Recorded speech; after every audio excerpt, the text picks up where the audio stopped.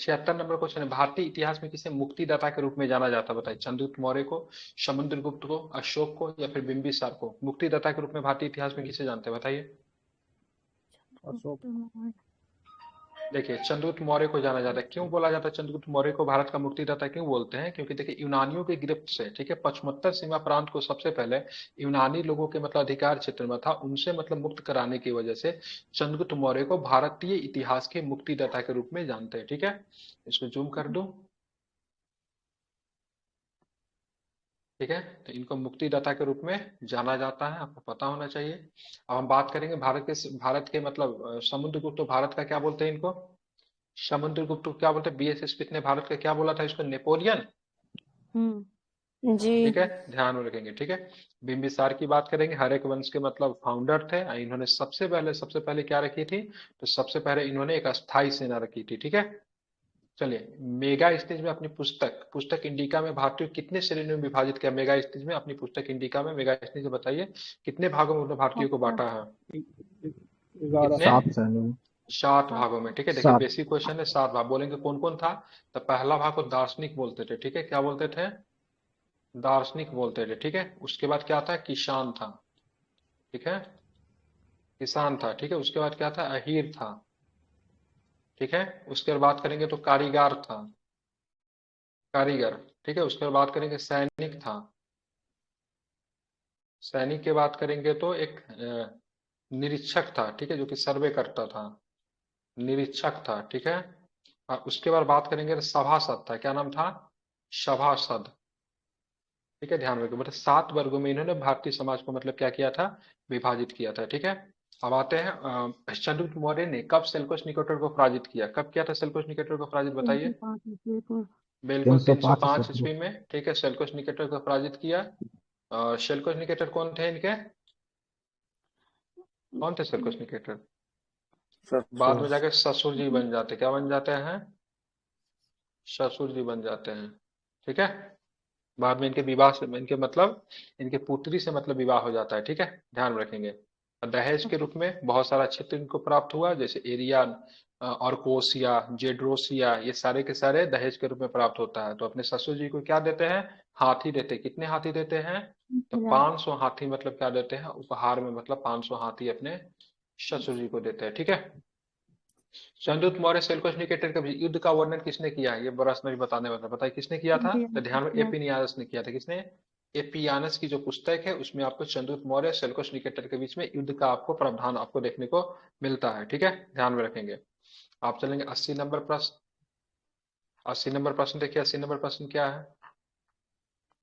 निम्न में से किसे मौर्य दरबार में मेगास्थनीज का उत्तराधिकारी माना गया? कौन थे मौर्य दरबार में मेगास्थनीज के उत्तराधिकारी? ठीक है, तो डाइमेकस थे। ठीक है, डाइमेकस। मैं इसलिए बोलता सभी लोगों को प्रतिदिन जो भी सेट दिया जाता है कर लीजिए, क्योंकि लास्ट समय में आपका जब सिलेबस जब कंप्लीट नहीं होगा ना, तो और आपका कॉन्फिडेंस और भी लो होगा। प्रतिदिन थोड़ा थोड़ा अभी धीरे धीरे हो रहा है, करते जाएंगे ना, तो आपके पास एक संचय होते जाएगा, लास्ट में काफी आपका कॉन्फिडेंस होगा। और लास्ट में इतना इंसेंटिव सबने सेट निकाल देगा ना, तो फिर हम भी परेशान हो जाएंगे कराते कराते, आप भी नहीं कर पाओगे। इसलिए शुरू से ही करते रहिए। जो लोग नहीं कर रहे हैं करने दीजिए, पता चलेगा प्री में जाके उनका। बहुत लोगों का मेंस का तैयारी होता है और प्रीलिम्स ही नहीं हो पाता।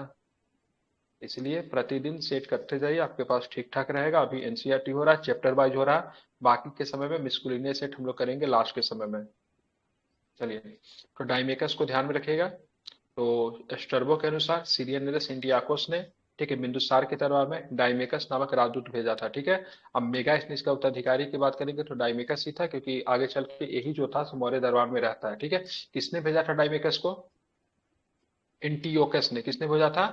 एंटीओकस ने भेजा था। ठीक है, ध्यान में रखेंगे। चाणक्य के उत्तराधिकारी निम्नलिखित में से कौन बना? चाणक्य का उत्तर, ये नया क्वेश्चन है। राधा गुप्त। चाणक्य का राधा उत्तराधिकारी, गुप्त। बिल्कुल वेरी गुड, किसने बना था? राधागुप्त बना था। ठीक है, चाणक्य का उत्तराधिकारी बाद में मौर्य दरबार में कौन बना? तो राधागुप्त बना। ठीक है, ध्यान में रखेंगे। ठीक है, आगे चलेंगे। अशोक ने अपने राज्याभिषेक कितने वर्ष बाद कलिंग पे आक्रमण कर दिया? कितने वर्ष बाद 8 उसने वर्ष। कलिंग पे आक्रमण कर दिया? 8 बिल्कुल, वर्ष 8वें बाद। वर्ष उसने मतलब क्या किया? कलिंग पे आक्रमण कर दिया। उसका राज्याभिषेक बात करेंगे तो 269 में, सॉरी 261, ठीक है, बीसी में हुआ था। ठीक है, 269। और 269 में उसने क्या किया? कलिंग पे मतलब क्या किया? आक्रमण कर आक्रमण। दिया। ठीक है, कलिंग की राजधानी कहाँ थी? तो तोसली थी। ठीक है, इसलिए ठीक है, जिस समय सर कलिंग पे उल्टा होगा आक्रमण ना, वहां पे नंद उधर से राज का आएगा ना, शासन था। 269 में 261 में क्या सर? रिवर्स हो उल्टा जाएगा ना कर दिए बीसी मैं, का। Sorry sorry sorry. 269 ऐसे में उसका राज्याभिषेक हुआ, ठीक है। ठीक है, और 261 में ये 261 में आक्रमण उसने किया मतलब क्या था। क्या कलिंग पे आक्रमण कर दिया। ठीक है, उस समय कलिंग का राजा कौन था? नंदराज था। कौन था? नंदराज था। कलिंग की नंदराज राजधानी कहाँ थी? तो कलिंग की राजधानी जो थी तोसली थी। खारवेल। ठीक है, तोस नहीं, तोसली। खारवेल क्या है? ठीक है, हाथी हम गुफा का शासक है। अभिलेख जो है जिससे पता चलता है, और खारवेल वहां का शासक था, उसका हाथी गुफा अभिलेख है। ठीक है, तो कलिंग के आक्रमण के बारे में इसीलिए जानकारी लोहा भी। उसको बोलते हैं।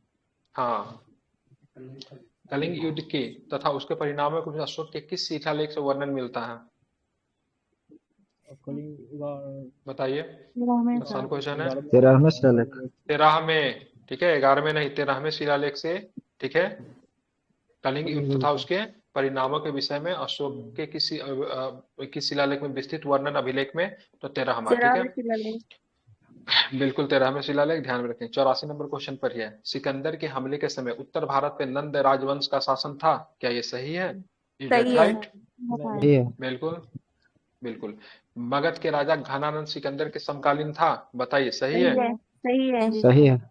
निर्याकस आने स्क्रीटस और एस्ट्रोबुलस सिकंदर के साथ भारत आया, हाँ। Yes sir. सही है। ठीक है, ये सारे के सारे सही है। ठीक है, ध्यान में रखेंगे। ठीक है, सारे के सारे स्टेटमेंट क्या है? सही है। ठीक है, नंद वंश के समय, ठीक है, सॉरी, मगध पे जिस समय आक्रमण हुआ सिकंदर पे, उसमें नंद वंश का राजवंश था, उसका राजा जो था घनानंद था, और घनानंद जो था सिकंदर का समकालीन था। ठीक है, ध्यान में रखेंगे। दियाकस आने स्क्रीटस और एस्ट्रोबुलस सिकंदर के साथ ही मतलब भारत आना था, आए थे। सिकंदर को पंजाब के शासक पोरस के साथ युद्ध करना पड़ा था। इस युद्ध को झेलम का युद्ध, बितिष्टा के युद्ध, या फिर हाइडे स्पीच के युद्ध के नाम से जानते थे। ठीक है, ध्यान। सिकंदर भारत कब छोड़ दिया? तो सिकंदर भारत 326 ईसा पूर्व में भारत छोड़ देता है। ठीक है, ठीक है, और 323 ईसा पूर्व में, ठीक है, उसकी मृत्यु हो जाती है। अगर पूछेगा कहाँ पे मृत्यु हुआ, तो बेबीलोन में सिकंदर की दूसरे में मृत्यु हो गई। ठीक है, बेबीलोन में सिकंदर की क्या होती है? मृत्यु हो जाती है। पीडीएफ आप में इसको सर तीन सौ याद रखेंगे। पच्चीस लिखा हुआ था। छोड़ दीजिए, लिखा हुआ, हम पीडीएफ देख के नहीं पढ़ाते हैं। ठीक है, चलिए, हम जो पढ़ा रहे हैं वो गलत नहीं है। ठीक है, चलिए ध्यान में इसको रखें। कौटिल्य के सप्तांग सिद्धांत के अनुसार राज्य के अंग में शामिल नहीं है, क्या नहीं शामिल है? लोक। अमात्य नहीं शामिल है, कोष नहीं शामिल है, जनपद नहीं शामिल है, लोक नहीं शामिल है। ठीक है, बहुत सुंदर। ठीक है, लोक नहीं शामिल है। ठीक है, क्या नहीं शामिल है? लोक नहीं। अगर पूछेंगे इसके सप्तांग थ्योरी क्या है, तो सप्तांग थ्योरी में सबसे पहले राज्य आएगा। सप्तांग मतलब क्या है? अमात्य। राज्य के लिए इन्होंने मतलब 7 प्रकार के मतलब इन्होंने सिद्धांत के वर्णन किए। एक अमात्य आएंगे, जनपद आएंगे, दुर्ग दुर्ग जनपद आ कोश जाएंगे, मित्र कोष दंड। आते हैं, मित्र भी आते हैं और दंड भी आते हैं। ठीक है, ध्यान रखना, मतलब लोक नहीं आता है। इसको सप्तांग थ्योरी किसने दिए थे? कौटिल्य ने दिए थे। किस पुस्तक में दिए थे? अर्थशास्त्र में दिए थे। ठीक है, और मेगास्थनीज ने मौर्य साम्राज्य को भी कितने, तो 7 वर्गों में ही मतलब क्या किया है? विभाजित किया है। ठीक है, जी आगे सर। चलेंगे। ठीक है, अशोक ने अपने राज्याभिषेक के कितने वर्ष बाद बोध गया की यात्रा की? बताइए, कितने 10 वर्षों के बाद वर्ष बोध गया बाद। की यात्रा की? 10 बताइए। सर। 10वें दस वर्ष ब- क्या करते हैं? 8वें वर्ष तो मतलब क्या, कलिंग पे आक्रमण किया।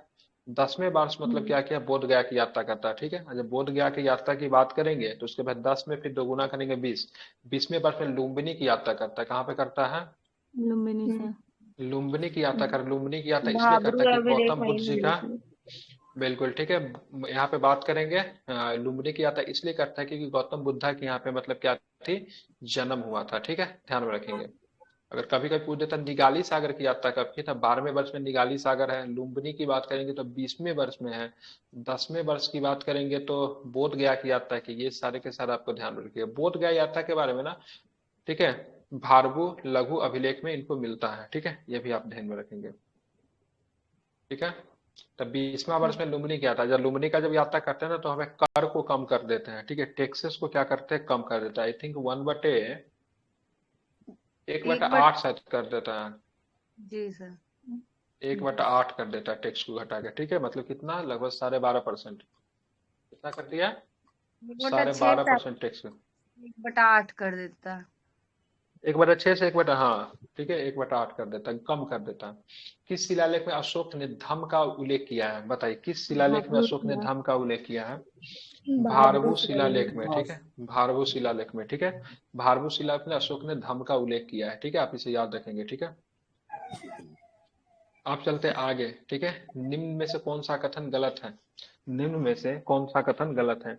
अशोक ने 7वें स्तंभ लेख में आजीविकाओं का उल्लेख किया है, पहला। हाँ, दूसरा की ये देखेंगे, अब सही है, भारत में शिलालेख का प्रचलन सर्वप्रथम अशोक ने किया, ठीक है। ये भी सही है। अशोक ने अरमाइक लिपि के अभिलेख उत्तरी पश्चिमी पाकिस्तान से प्राप्त हुए हैं, ठीक गलत है, है। ध्यान में रखेंगे।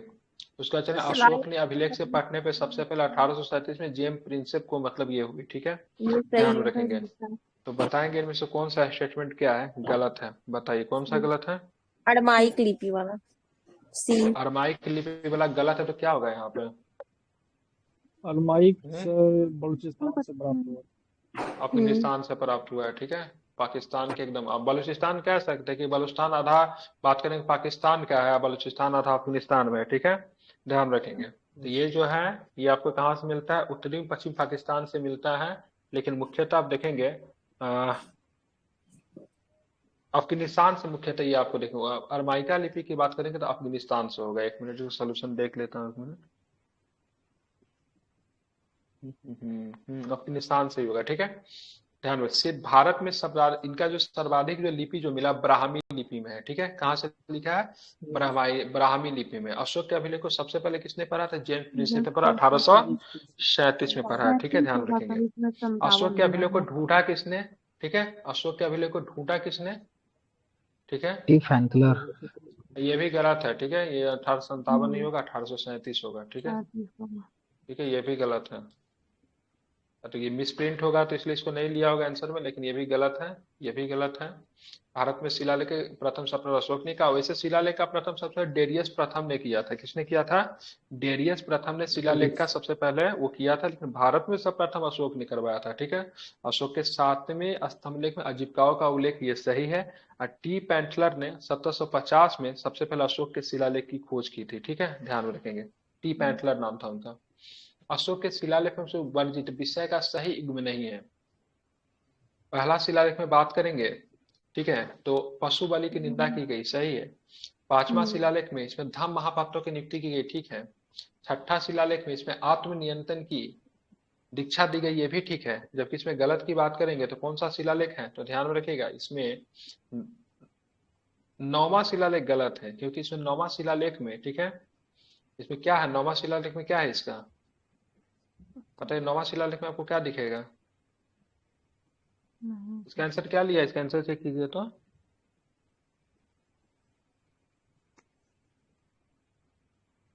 इसमें अशोक डी के तीर्थ, ये तो डी ठीक किया डी गया है। 9वां शिलालेख में अशोक के तीर्थ यात्रा का उल्लेख है।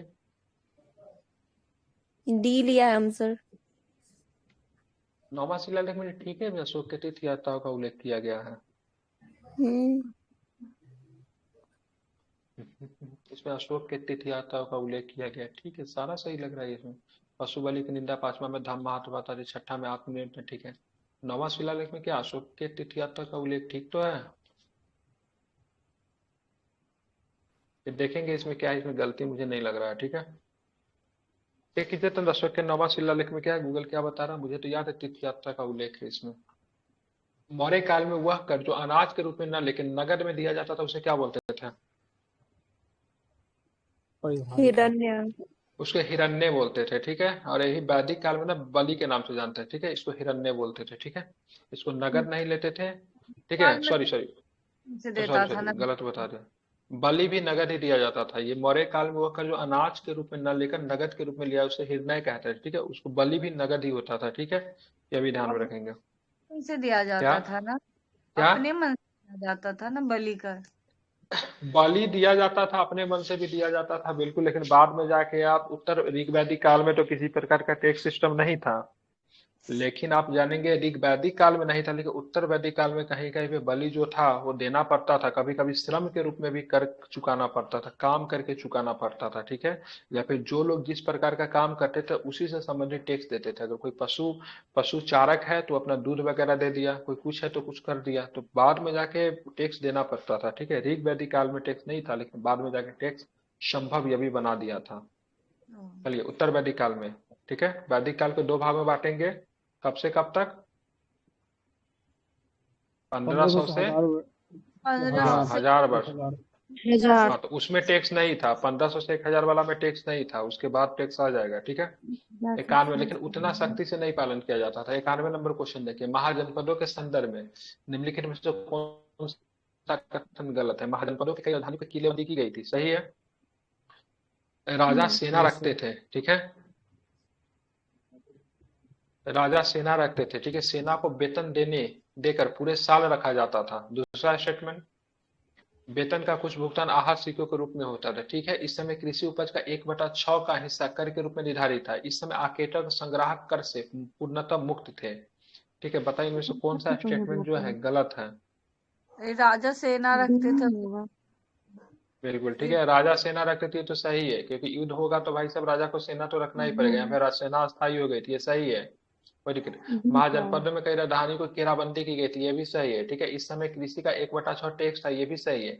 यहाँ पे लिखा हुआ है ना, इस डी समय होगा। आकेटक और संग्राहक के रूप से मनुष्य जो थे, मनुष्य इससे मुक्त हो गए थे, ठीक है। गलत है, अभी तक मनुष्य नहीं मुक्त हुए पूरी तरीके से। ये एक बात कहना से आकेटक और संग्राहक के रूप में मनुष्य जो थे पूर्णतः मुक्त थे, तो अभी भी नहीं हुआ। अभी भी हमारा आदिवासी समाज जो है, अभी वो आकेटक और संग्राहक है कि नहीं है? और से मतलब जो शिकारी होते हम्म, थे ना उसमें ये लोग हाँ। देते थे। तो अभी भी पूर्णतः मुक्त नहीं है, ठीक है। अभी भी हमारा समाज कहेंगे तो अभी भी हमारा समाज जो है तो पूर्णतः मुक्त तो ये मतलब कौन सा नहीं है, टैक्स ठीक है। लेगा? अब कहेंगे ऐसे मतलब इस समय आर्केटक और मतलब संग्राहक से आकेटक और कौन सा? संग्राहक, आकेटक मतलब नहीं समझ रहे क्या होता है? शिकारी होता है। हाँ, शिकारी शिकारी शिकारी, तो उससे कौन हम्म, सा टैक्स लेगा? लिखा हुआ है ना, संग्राहक कर से मुक्त, हाँ तो, उनका हाँ मुक्त।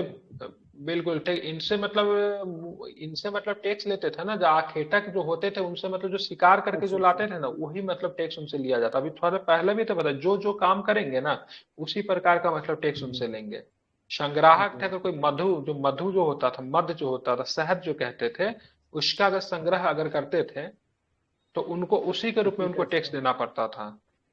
और मनुष्य भी पूरी तरीके से अगर बात करेंगे तो आकेटक और संग्राहक समाप्त हो चुके थे, तो वो नहीं हुआ था। अभी भी मनुष्य जो आकेटों का संग्राहक है, कभी भी पूर्णतः समाज हमारा इससे मुक्त ही नहीं हुआ, ठीक है। क्योंकि पूरी तरह से मनुष्य का ट्रांसफॉर्मेशन अभी भी नहीं हुआ। हमारा भी अभी भी आदिवासी समाज देखेंगे आटेकों का संग्राहक है, ठीक है। उस समय भी था और वो लोग टैक्स भी देते थे। एक गलत है, पूर्णतः मुक्त नहीं थे, ठीक है, ध्यान में रखेंगे। मगध के संदर्भ में निम्नलिखित कथन पर विचार कीजिए। मगध की प्राचीन राजधानी गिरिब्रिज थी, सही है। राजगीर जिसको बोलते थे, बोलते हैं राजगीर यस बोलते सर। थे, ठीक है। मगध की राजधानी अगर पूछेगा ना तो गिरिब्रिज हो जाएगा, पाटलिपुत्र होगा और वैशाली होगा। मगध की 3 राजधानी बना था, ठीक है। कभी पूछते इनमें से तो कौन सबसे मगध का पहले राजधानी नहीं गिरिब्रिज था, था। फिर तो पाटलिपुत्र सीक्वेंस में बनेगा, जैसे है, फिर पहले फिर गिरिब्रिज, ठीक है। वैशाली। उदयन के शासन काल में फिर मतलब बन जाएगा आपका, नहीं, उदयन के शासन काल में पाटलिपुत्र, फिर कला अशोक का शासन काल आएगा ना तो फिर वैशाली। वैशाली ले जाएगा वैशाली राजधानी है। को उठा के, ठीक है। नागवंश का शासक जो शिशु नागवंश का जो शासक आएगा, तो ठीक है। तो मगध की प्राचीन राजधानी गिरिब्रिज थी, सही था। यह उत्तर भारत का सर्वाधिक शक्तिशाली महाजनपद था, ये भी सही है, कोई दो राय नहीं है इसमें। गंगा और गंडक नदियां मगध से होकर गुजरती थी, क्या ये सही लग रहा है आपको? बिल्कुल सही लग रहा है। गंगा और Gandak, sorry, yes sir. Ganga और गंडक नदियां मगध से होकर गुजरती थी, ये सही है। लेकिन इसको देखते हैं, ठीक है। मगध का एक हिस्सा सर जंगलों से बीच भरा से था, नहीं गुजरता बिल्कुल था, ये तो सही, उसके पास ये में था, सही है, किनारे था। ये सही है। गंगा और गंडक के पास, मतलब तट पे था। मगध तो उसके ऑन द किनारे थे, मतलब वो होकर नहीं ये किनारे गुजरती। था। बीच से होकर नहीं गुजरती थी, ठीक है।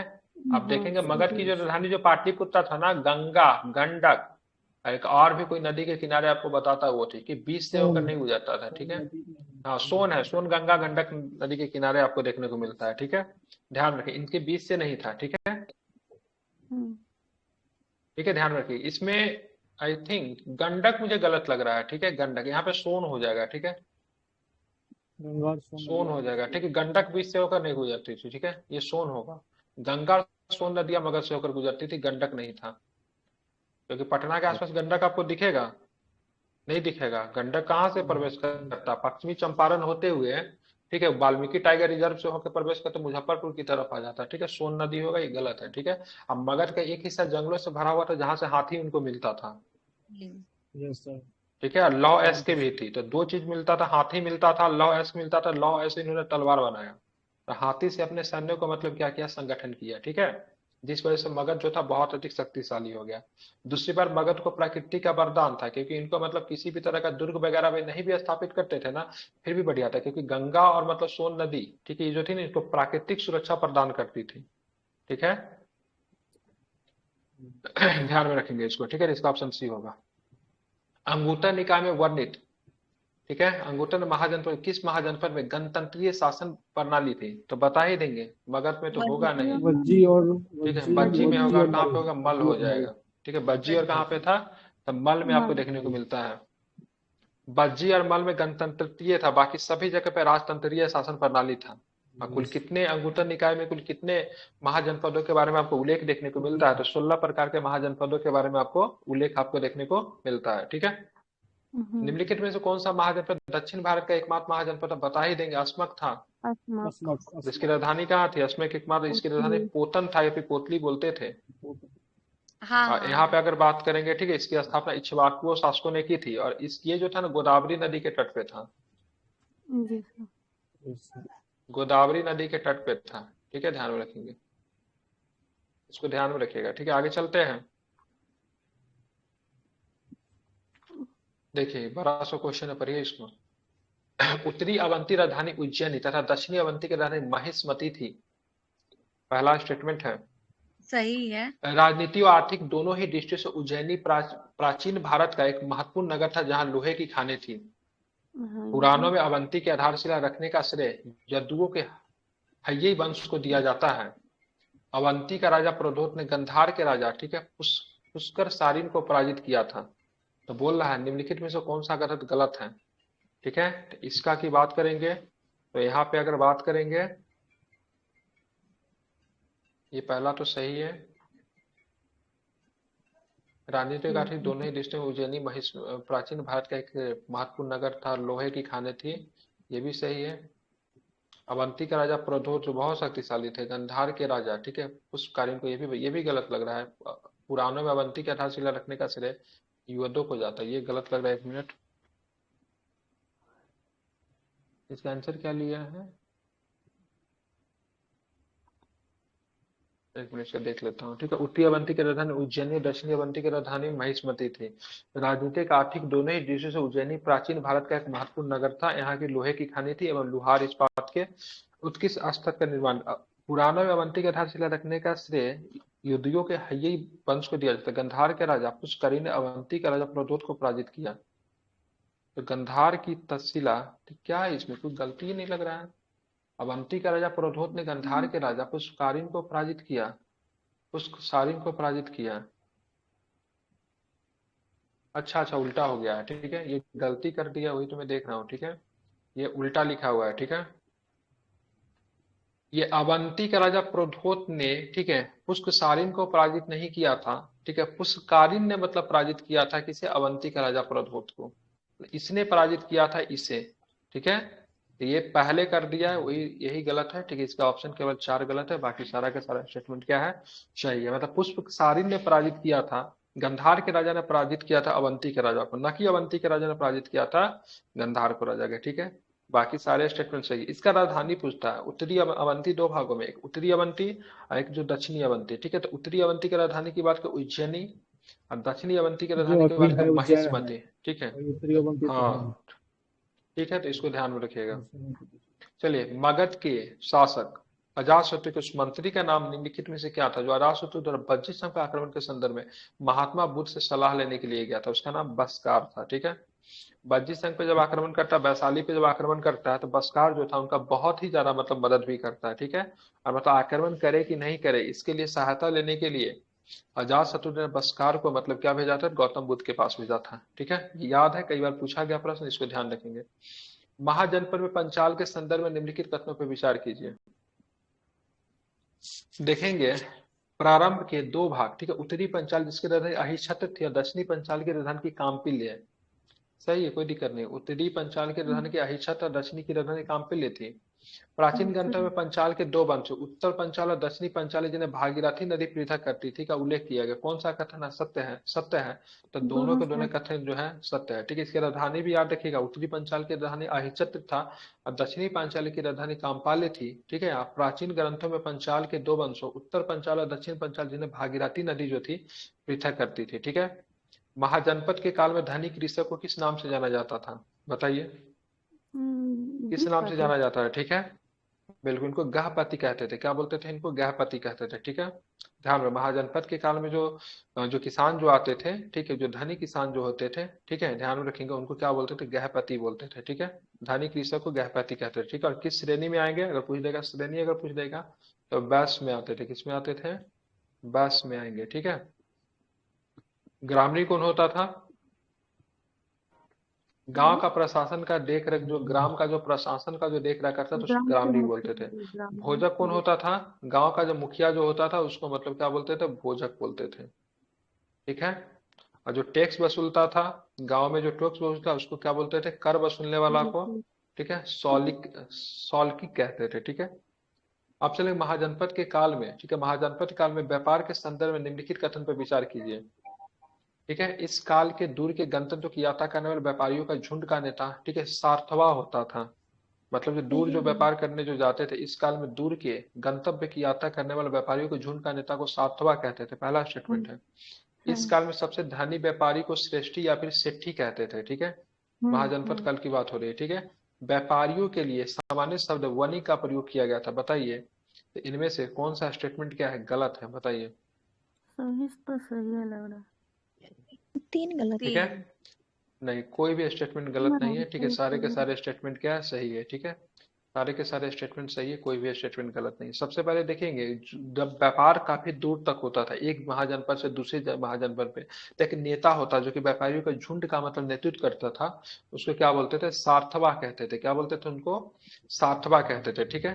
जो धनी व्यापारी होता था उसको सेठी कहते थे, जो कि दक्षिण भारत में भी आपको दिखेगा ये शब्द, ठीक है। दक्षिण भारत का इतिहास पढ़ोगे तो वहां पर भी सेठी है, ठीक है। व्यापारियों के लिए सामान्यतः शब्द वणिक का प्रयोग किया गया था, ठीक है, ध्यान रखेंगे। और ये वैश्य समुदाय से आते थे, ठीक है। व्यापारी भी थे, वैश्य समुदाय से ही आते थे, ठीक है। ध्यान रखेंगे। अब बात करेंगे मतलब कहाँ से? वनिक से काशी साउथ से। साउथ में मिलता है। वनिक हाँ, का सेठी शब्द साउथ में यूज सेठी किया है, जाता है। सेठी साउथ में भी है, ठीक है। Yes, sir. कुछ कुछ चीजें साउथ के कर, इसलिए मैंने बोला दक्षिण भारत में भी जाओगे, यहाँ पे विजयनगर साम्राज्य में भी वहाँ पे धनी व्यापारी को सेठी बोलते Yes, थे। sir. चोल आप चोल चलिए में 100 मिलता है। नंबर प्रश्न देखिए, ठीक है। 100 नंबर, ये कहाँ कहाँ से मतलब जाके, ये मतलब गंधार प्रदेश से जाके ऊनी कंबल लाते थे, ठंडा प्रदेश था। शीनडर कम्बोज से मतलब घोड़ा से लाके मतलब व्यापार करते थे। सूती वस्त्र काशी से जाके लाते थे, बनारस से। ये सब दूर दूर का व्यापार करने भी जाते थे, और व्यापार में जो नेतृत्व जो करता था उसको सार्थवा कहते थे। जैन धर्म के संदर्भ में निम्नलिखित में से कौन सा कथन असत्य है? जैन धर्म में देवताओं के अस्तित्व को स्वीकार किया गया, किंतु उनका स्थान जीन से नीचे रखा गया। तो बता चुका हूँ, ठीक है। देवता के अस्तित्व सही को है। यहाँ पे स्वीकार तो किया गया है, लेकिन उनका स्थान क्या है? जीन से नीचे है, ठीक है। मतलब देवता है लेकिन किन से नीचे है? जीन से नीचे है, ठीक है। जीन से नीचे है, ठीक है, ध्यान में रखेंगे। जैन धर्म संसार की वास्तविकता को स्वीकार करता है, पर सृष्टिकर्ता के रूप में ईश्वर को नहीं स्वीकारता। ये भी सही है। वह ईश्वर को स्वीकार तो करते हैं, लेकिन दुनिया को ईश्वर ने बनाया, ठीक है, दुनिया को ईश्वर ने बनाया, ठीक है, उनको नहीं स्वीकार करते हैं, ठीक है। बौद्ध धर्म के लिए जैन धर्म में भी वर्ण व्यवस्था की निंदा की गई है, ठीक है। ये जैन धर्म पुनर्जन्म एवं कर्मवाद में विश्वास करता है, ठीक है। बताइए, इनमें से कौन सा कथन असत्य है? तो जैन धर्म की तरह, ठीक है, जैन धर्म में वर्ण व्यवस्था की निंदा नहीं की गई, ठीक है। वर्ण व्यवस्था की लोग निंदा नहीं करते, यही कथन क्या है? गलत है। बाकी सही, बाकी सब कुछ सही है, ठीक है, ध्यान में रखेंगे। क्योंकि आप जैन धर्म को आप देखोगे तो सबसे ज्यादा जैन धर्म भारत में किसने अपना? व्यापारियों ने इस धर्म को बहुत हाथों हाथों लिया, ठीक है। कृषि कृषि समुदाय की भी बात की गई है, तो मतलब ये आपको वर्ण व्यवस्था की निंदा नहीं करता जैनिज्म, जबकि बौद्धिज्म जैसे वर्ण व्यवस्था पे बहुत ही कटु प्रहार करता है, ठीक है। आप देखेंगे जैन अनुश्रुति के अनुसार पार्श्वनाथ को 100 वर्ष की आयु में किस पर्वत में निर्माण प्राप्त हुआ था? बताइए। समेत शिखर। समेत पर्वत। समेत शिखर पे हुआ था, ठीक है। आपको ये मिल जाएगी, झारखंड में मिलेगा यह पर्वत। झारखंड ये बात करेंगे, पार्श्वनाथ की बात करेंगे, ठीक है। 23वें नंबर के तीर्थंकर थे, इनके बाद ही महावीर स्वामी आते हैं। पार्श्वनाथ का काल, ठीक है, ध्यान में। पार्श ये 100 वर्ष की आयु में समेत शिखर पे मतलब समेत पर्वत पे इन्होंने मतलब अपना क्या किया? ज्ञान प्राप्त करने महानिर्वाण की को बात मतलब हुआ। प्राप्त किया, ठीक है, निर्वाण की प्राप्ति हुआ, ठीक है, समय पर भी। झारखंड में पर्वत है, किसका पर्वत है, इसका किस क्या है, झारखंड कौन सा पर्वत का है ये, पाठ है ये। पार्ट में किसका का, सब हल्का। शिखर। पहाड़ी, वेरी गुड, ठीक है, पारसनाथ पहाड़ी पे ही मिलेगा समेत शिखर। अभी बहुत चर्चा में था, वहां पे बोला गया था कि पूजा पर्यटक स्थल बनाया जाएगा। हम्म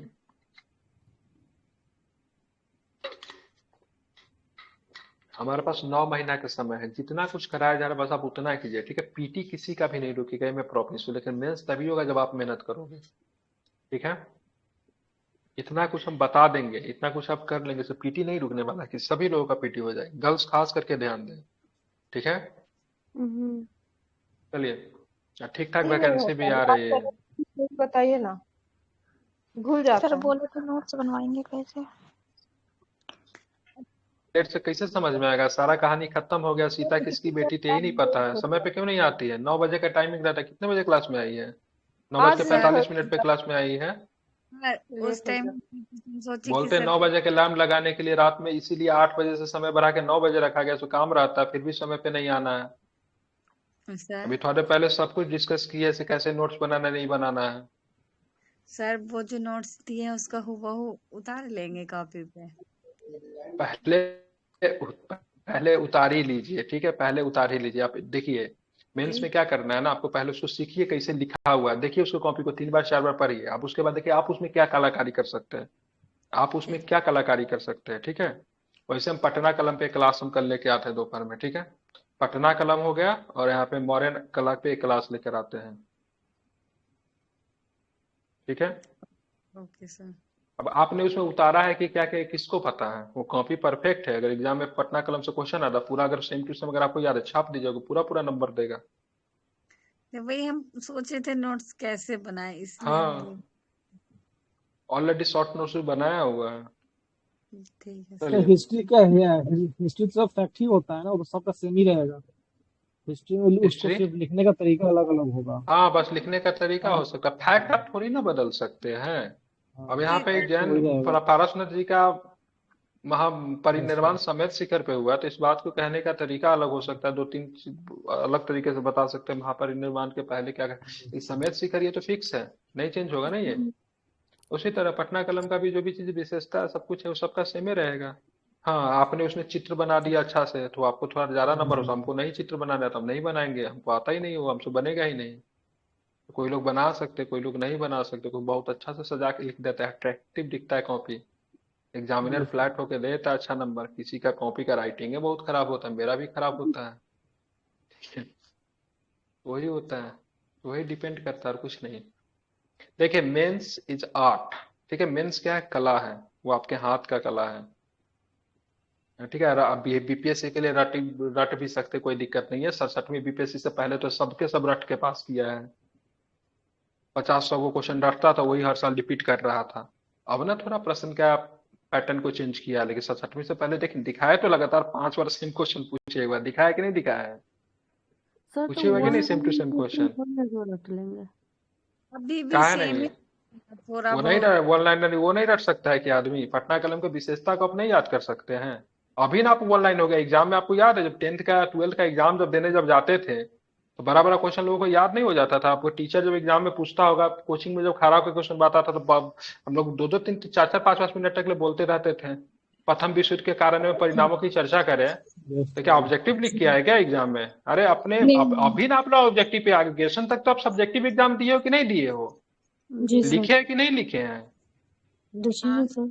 250 वर्ड में लिखना पड़ता है ग्रेजुएशन के पेपर में, हाँ। यहाँ पे 300 में लिखना है, यही ना अंतर है। 250 तो आप लोग इससे पहले भी तो लिखे हो, बस 2-3 साल से आप लोग को ऑब्जेक्टिव की आदत पड़ गया, इसीलिए आपको बोझ लग रहा है, और कोई रीजन नहीं है। बाकी ऑब्जेक्ट लिखने का सबका आदत, कोई भी यहाँ तक आया तो ऐसे ही नहीं है, ऑब्जेक्टिव एग्जाम देके तो कोई नहीं आया, ये तो मुझे भी पता है, मैट्रिक हो चाहे इंटर हो चाहे ग्रेजुएशन में सब पेपर लिख के ही आया है। और ग्रेजुएशन में तो और ज्यादा लिखना पड़ता है। तो फिर जी तो सर। यादें करके लिखते हैं ना उसको, कि चोरी जी। देके चोरी करके एग्जाम दे, चोरी किए हुए तो भी लिखे होंगे उतार के। चोरी कैसे होगा? चलिए क्या चीज 102 है? नंबर क्या है? जैन धर्म का समर्थन मुख्यतः व्यापारियों के द्वारा किया गया। अभी जस्ट हम ऊपर में चर्चा किए व्यापारी को बहुत समर्थन मिला था जैनिज्म का, ठीक है। अभी आप दिल्ली में आप चले जाइए, सबसे बड़ा व्यापार से कौन मिलेगा? जैन लोगों के पास बहुत पैसा है दिल्ली में, तो व्यापारी इसमें बहुत अधिक फला फूला, ठीक है। और सबसे ज्यादा नुकसान किसका हुआ? जैनिज्म रिलीजन से सबसे ज्यादा नुकसान किसका होगा? कृषक का होगा, क्योंकि बहुत ही ज्यादा मतलब बहुत ही ज्यादा मतलब अहिंसा पे बात करते थे। कृषक लोगों ने इस धर्म को अपनाया ही नहीं, ठीक है। लेकिन व्यापारी लोग बहुत फले फूले। किसानों के लिए जैन धर्म के नियमों का पालन अत्यंत कठिन था, क्योंकि फसल की रक्षा के लिए कीड़े मकोड़े मारने पड़ते थे। देखिए दोनों बातें यहाँ पे आगे मैं बता ही रहा था, ठीक है। तो दोनों के दोनों स्टेटमेंट क्या है? सही है। क्योंकि जैनिज्म में बहुत अधिक अहिंसा पे बात किया गया, जबकि जैनिज्म के बाद बौद्धिज्म आया, ठीक है। तो गौतम बुद्ध ने जैनिज्म से सीखते उन्होंने कौन सा मार्ग अपनाया? मध्यम मार्ग अपनाया, ठीक है। मध्यम मार्ग अपनाया। उन्होंने बोला ठीक है कोई दिक्कत नहीं है, ठीक है। तुमको जैनिज्म में तुमको संत नहीं बनना, कोई दिक्कत नहीं है। तुम ऐसा कर लो, ठीक है, तुम बौद्धिज्म को अपना लो, ठीक है। तुम शादी भी कर सकते हो, विवाह भी कर सकते हो, अपने फैमिली के साथ रह भी सकते हो। तो उन्होंने 4-5 ऐसे नियम बनाए जो कि मतलब जो संत जो होते थे उनको जो अष्टक नियम है रहना ना, पड़ता था अष्टक नियम। बिहार में, हाँ बिल्कुल अष्टक नियम जो बनाया, हाँ, तो 4 गो जो नियम बना दिया था सबको मानना था। जबकि बाकी 4 गो नियम जो बनाया जो किनके लिए थे? जो कि बिहार में रहते थे, ठीक है। तो इस तरह का उन्होंने व्यवस्था मठ में लगाया। रहते थे, मठ में। हाँ बिल्कुल मठ में रहते थे उसी को बिहार, ठीक है। ये पूरा सही हो गया, कोई दिक्कत नहीं इसमें, दोनों सही है। निम्नलिखित में से कौन सा कथन असत्य है? जैन दर्शन, जैन ग्रंथ, एक आचरांक सूत्र में महावीर की तपस्या तथा अ, कला क्लेश का बड़ा ही रोचक वर्णन देखने को मिलता है, ठीक है, ये सही है। जैन धर्मानुसार 6 द्रव्यों से निर्मित, जैन धर्मानुसार संसार जो 6 द्रव्यों से निर्मित है। बौद्ध साहित्य में महावीर को, ठीक है, निगंथ या फिर द्रव नाथपुत कहा गया, ये याद रखेगा, ये सही है, ठीक है। जैन धर्म में वेदों का पारमिकता को माना गया है, ठीक है। वेदों का पारमिकता के न तो जैन मानते हैं न तो बौद्ध मानते हैं, दोनों में से दोनों नहीं मानते हैं, ठीक है, ये गलत है, ठीक है। हालांकि है, लेकिन जैनिज्म ने वर्ण व्यवस्था को माना है, बौद्धिज्म ने वर्ण व्यवस्था को भी नहीं माना है। क्या बताइए? ये जो है जैन जो संसार को 6 द्रव्यों से निर्मित तो ये तो 5 द्रव्य था ना। हिंदुइज्म में है ना, ये लोग अपना एक छठा कुछ लाया होगा। तो सनातन धर्म में आप बताया ना, आप जो यस बता रहे सर, हैं 5 को क्षितिज दे रहा, जल वो गगन सनातन धर्म पावन है, समीर। ठीक है, वो क्षितिज जल सनातन में है, गगन पावन समीर, यस सर। ठीक है। ये छठा कुछ है। ये जैनिज्म में बात करेंगे छठा होगा, छठा कुछ होगा, हमें भी नहीं पता है, ठीक है, लेकिन ये सही है, ठीक है। सीधा सीधा पता चल रहा है, यही आपका गलत है। जैनिज्म और बौद्धिज्म दोनों ने, ठीक है, वेद की प्रामाणिकता नहीं मानी है, वेदवाद का विरोध किया है। जैन धर्म ने भी और बौद्ध धर्म ने, एक्चुअली में इस धर्म इस रिलीजन का जन्म ही इसी वजह पे हुआ क्योंकि वेदवाद का विरोध करना था। चलिए निम्नलिखित में से किसका कथन है कि चंद्रगुप्त मौर्य ने 6 लाख सैनिकों वाली सेना से लेकर संपूर्ण भारत को लौट डाला, उस पर अपना आधिपत्य जमा लिया? किसने ये बात कही है? एपियानस। प्लूटार्क ने। किसने कही है? प्लूटार्क ने। एपियानस ने क्या कहा है? तो एपियानस ने चंद्रगुप्त मौर्य सेल्यूकस निकेटर के बीच जो युद्ध हुआ था उसका चर्चा एपियानस ने कहा है, ठीक है। कल से समय पे आएगी, ठीक है। अभी हाल फिलहाल में ग्रेजुएशन हुआ, पहला बार एग्जाम दे रहे हो, समय से रहा करो, ठीक है। जो भी 4-5 इस पर एग्जाम दी है, पिंकी कुमारी, सुमन, ठीक है, अनुपमा, ये सब फर्स्ट टाइम एग्जाम दे रहे हो ना, अभी हाल फिलहाल में ग्रेजुएशन हुआ, तो शुरू से ही रह के इसी बार क्रैक करना है। अलार्म सेट कीजिए 9 बजे, जी सर। समझ गए ना। चलिए निम्नलिखित कथन पे विचार करना है, ठीक है। चंद्रगुप्त मौर्य की दक्षिण भारत की विजय के बारे में जानकारी तमिलगंज के, ठीक है, अहरानुर मुरनानूर से मिलती है। दूसरा, चंद्रगुप्त मौर्य की बंगाल विजय का उल्लेख महास्थान अभिलेख से प्राप्त होता है। तीसरा स्टेटमेंट है, सीमित ने चंद्रगुप्त मौर्य के साम्राज्य विस्तार का विवेचना करते हुए लिखा है कि उसके साम्राज्य में आधुनिक अफगानिस्तान, हिंदू कुश घाटी, पंजाब, उत्तर प्रदेश, बिहार, बंगाल, काठियावाड़ एवं नर्मदा पार के प्रदेश सम्मिलित है। पता निम्नलिखित में से कौन सा कथन जो असत्य है, ठीक है, बताइए कौन सा कथन असत्य है। ये सारे चीज को जोड़ देते, अखंड भारत का संकल्प जो नहीं करते रहते, कभी कभी देखिएगा कुछ कोई नेता कहते थे हम सर। अखंड भारत बनाएंगे, अखंड भारत, यही अखंड भारत। अखंड भारत के लिए हमको अफगानिस्तान भी जीतना पड़ेगा, हिंदकुश घाटी भी जीतना पड़ेगा, ठीक है। अफगानिस्तान की जीतेंगे तो बीच में अफगानिस्तान से आने के लिए भारत आओगे तो बीच में पाकिस्तान ऑटोमेटिक पड़ेगा, ठीक है। इस सब कुछ अफगानिस्तान से लेके, ठीक है, इधर मतलब नर्मदा नदी के पार तक के जाएंगे, दक्षिण भारत पूरा कवर करेंगे, तो चंद्रगुप्त मौर्य का राज आता है जिसको अखंड भारत का संकल्पना कहता है, ठीक है। तो ये तो सही है। बंगाल विजय का महास्थान अभिलेख से मिलता है, ये भी सही। ये आपके लिए नया हो सकता है। चंद्रगुप्त मौर्य के दक्षिण भारत के विजयों के बारे में जानकारी तमिल ग्रंथ अहनानूर मुरनानूर से मिलता है, ये भी सही है। मतलब इनमें कोई भी स्टेटमेंट जो है आपका गलत नहीं है। मतलब ऑप्शन नंबर क्या है? डी। ठीक है, अब चलेंगे। यूनानी लेखक जस्टिन ने चंद्रगुप्त मौर्य को सेंड्रोकोटस और सेंड्रोकोटस की पहचान चंद्रगुप्त में पहली बार किसने की थी? तो यूनानी विलियम लेखक जस्टिन ने चंद्रगुप्त मौर्य को जोन्स सेंड्रोकोटस कहा, लेकिन इसकी पहचान सबसे पहले किसने की थी? विलियम जोन्स का जोन्स सही है, विलियम जोन्स ने की थी। किसने की थी? विलियम जोन्स ने पहचान की थी, ये सही है। ठीक है, ध्यान में इसको रखेंगे। सीरिया के शासक एंटियोकस ने डाइमेकस नामक अपना एक राजदूत किस मगध शासक के दरबार में भेजा था? बताइए। बिंदुसार बिंदुसार। बिल्कुल, किसके दरबार? बिंदुसार के दरबार में भेजा था। ठीक है, किसके दरबार में? बिंदुसार के। ये विलियम जोन्स कहाँ का था? विलियम जोन्स कहाँ का था ये पूछ रहे हैं। विलियम जोन्स का ब्रिटिश था ये। ठीक है, इसने लिखा था, कौन सा किताब लिखा था विलियम जोन्स ने? किसका अनुवाद किया था विलियम जोन्स ने? गीता का अंग्रेजी में अनुवाद कराया। विल्किंसन ने किसका किया था फिर?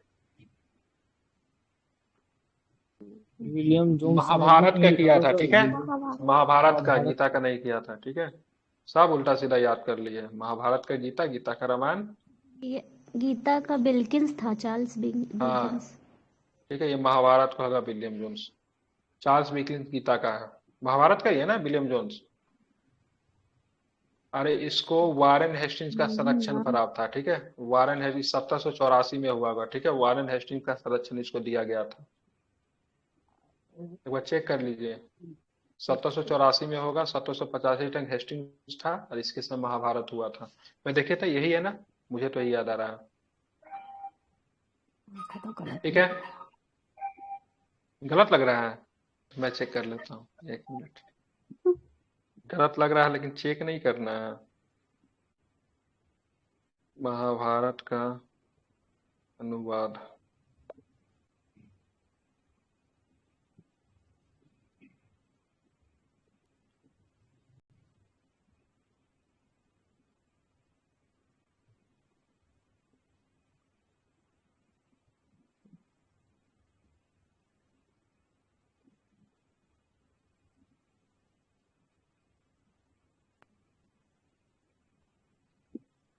गूगल पे मिल नहीं रहा है।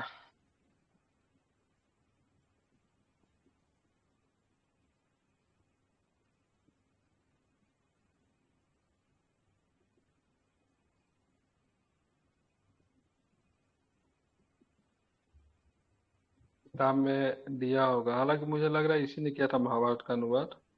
अगर आप लोग अच्छे से चेक कीजिए तो पता चलेगा।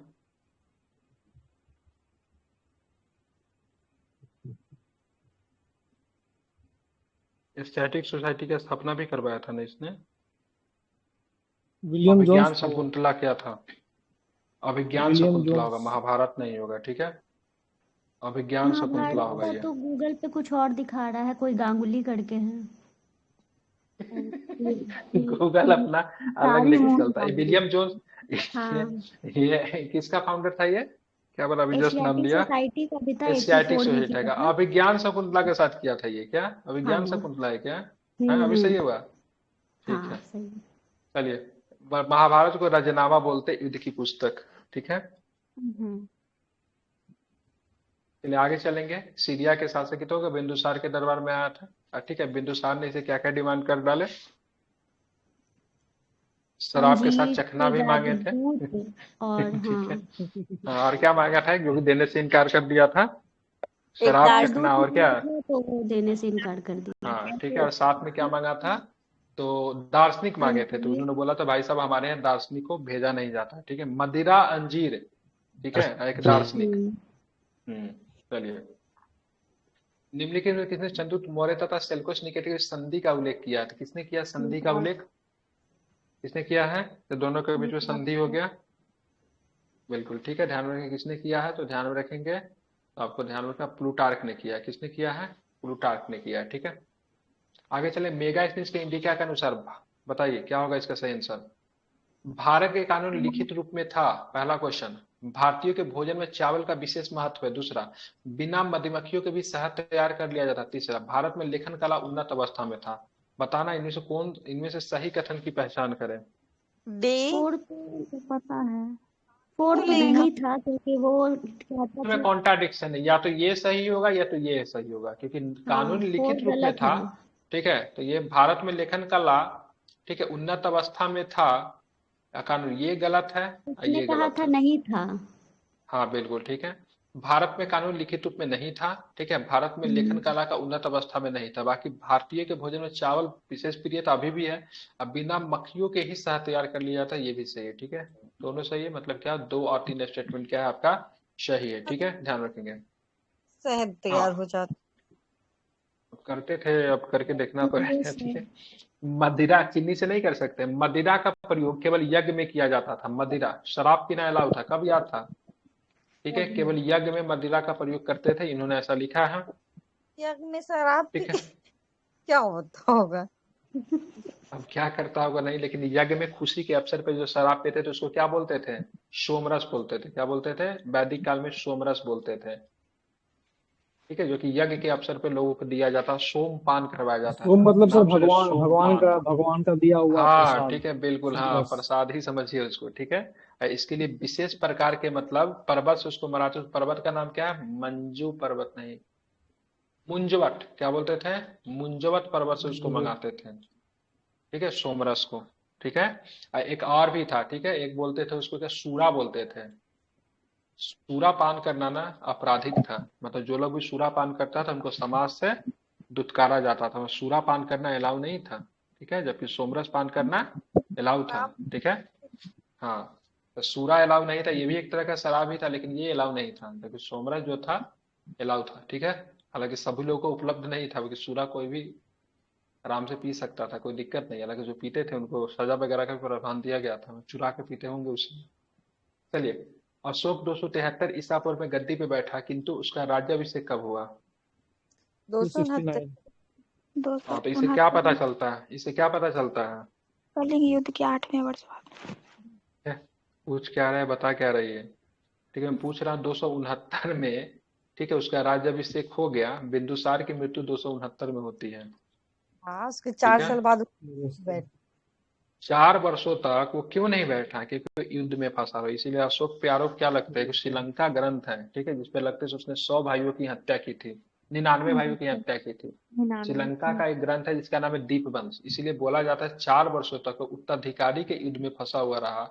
ये इसे साबित होता है कि इसने अपने 99 भाइयों की हत्या की होगी, क्योंकि जब 269 में बिंदुसार की मृत्यु हो गई तो उसी साल बन जाता शासक, लेकिन 273 में मतलब वो शासक बना। रीजन क्या है, तो मतलब 4 वर्षों तक उत्तराधिकारी के युद्ध में फंसा हुआ रहा। दीपवंश क्या बताता है, इसने अपने 99 भाइयों की हत्या की थी। अगर कहीं कहीं दूसरे जगह से नहीं पता, श्रीलंका का एक ग्रंथ है, ठीक है, जिसका नाम क्या है, दीपवंश। और एक बुद्ध ग्रंथ भी है जिसका नाम है महावंश। ठीक है, दोनों से पता चलता है। ठीक है, और तारानाथ जो था तिब्बती लेखक, उसने भी बोला से युद्ध में फंसा हुआ था। आगे देखें, अशोक ने अपने राज्याभिषेक में 7 वर्ष के पश्चात कलिंग पर विजय प्राप्त की। क्या ये सही है। नहीं 8 सर, वर्ष बाद। 13 हो गई। 8 वर्ष बाद, तो बहुत सुंदर।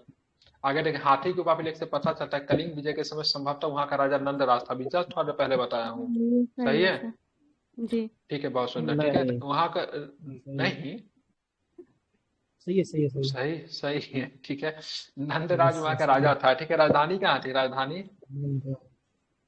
तोसली। तोसली तोसली।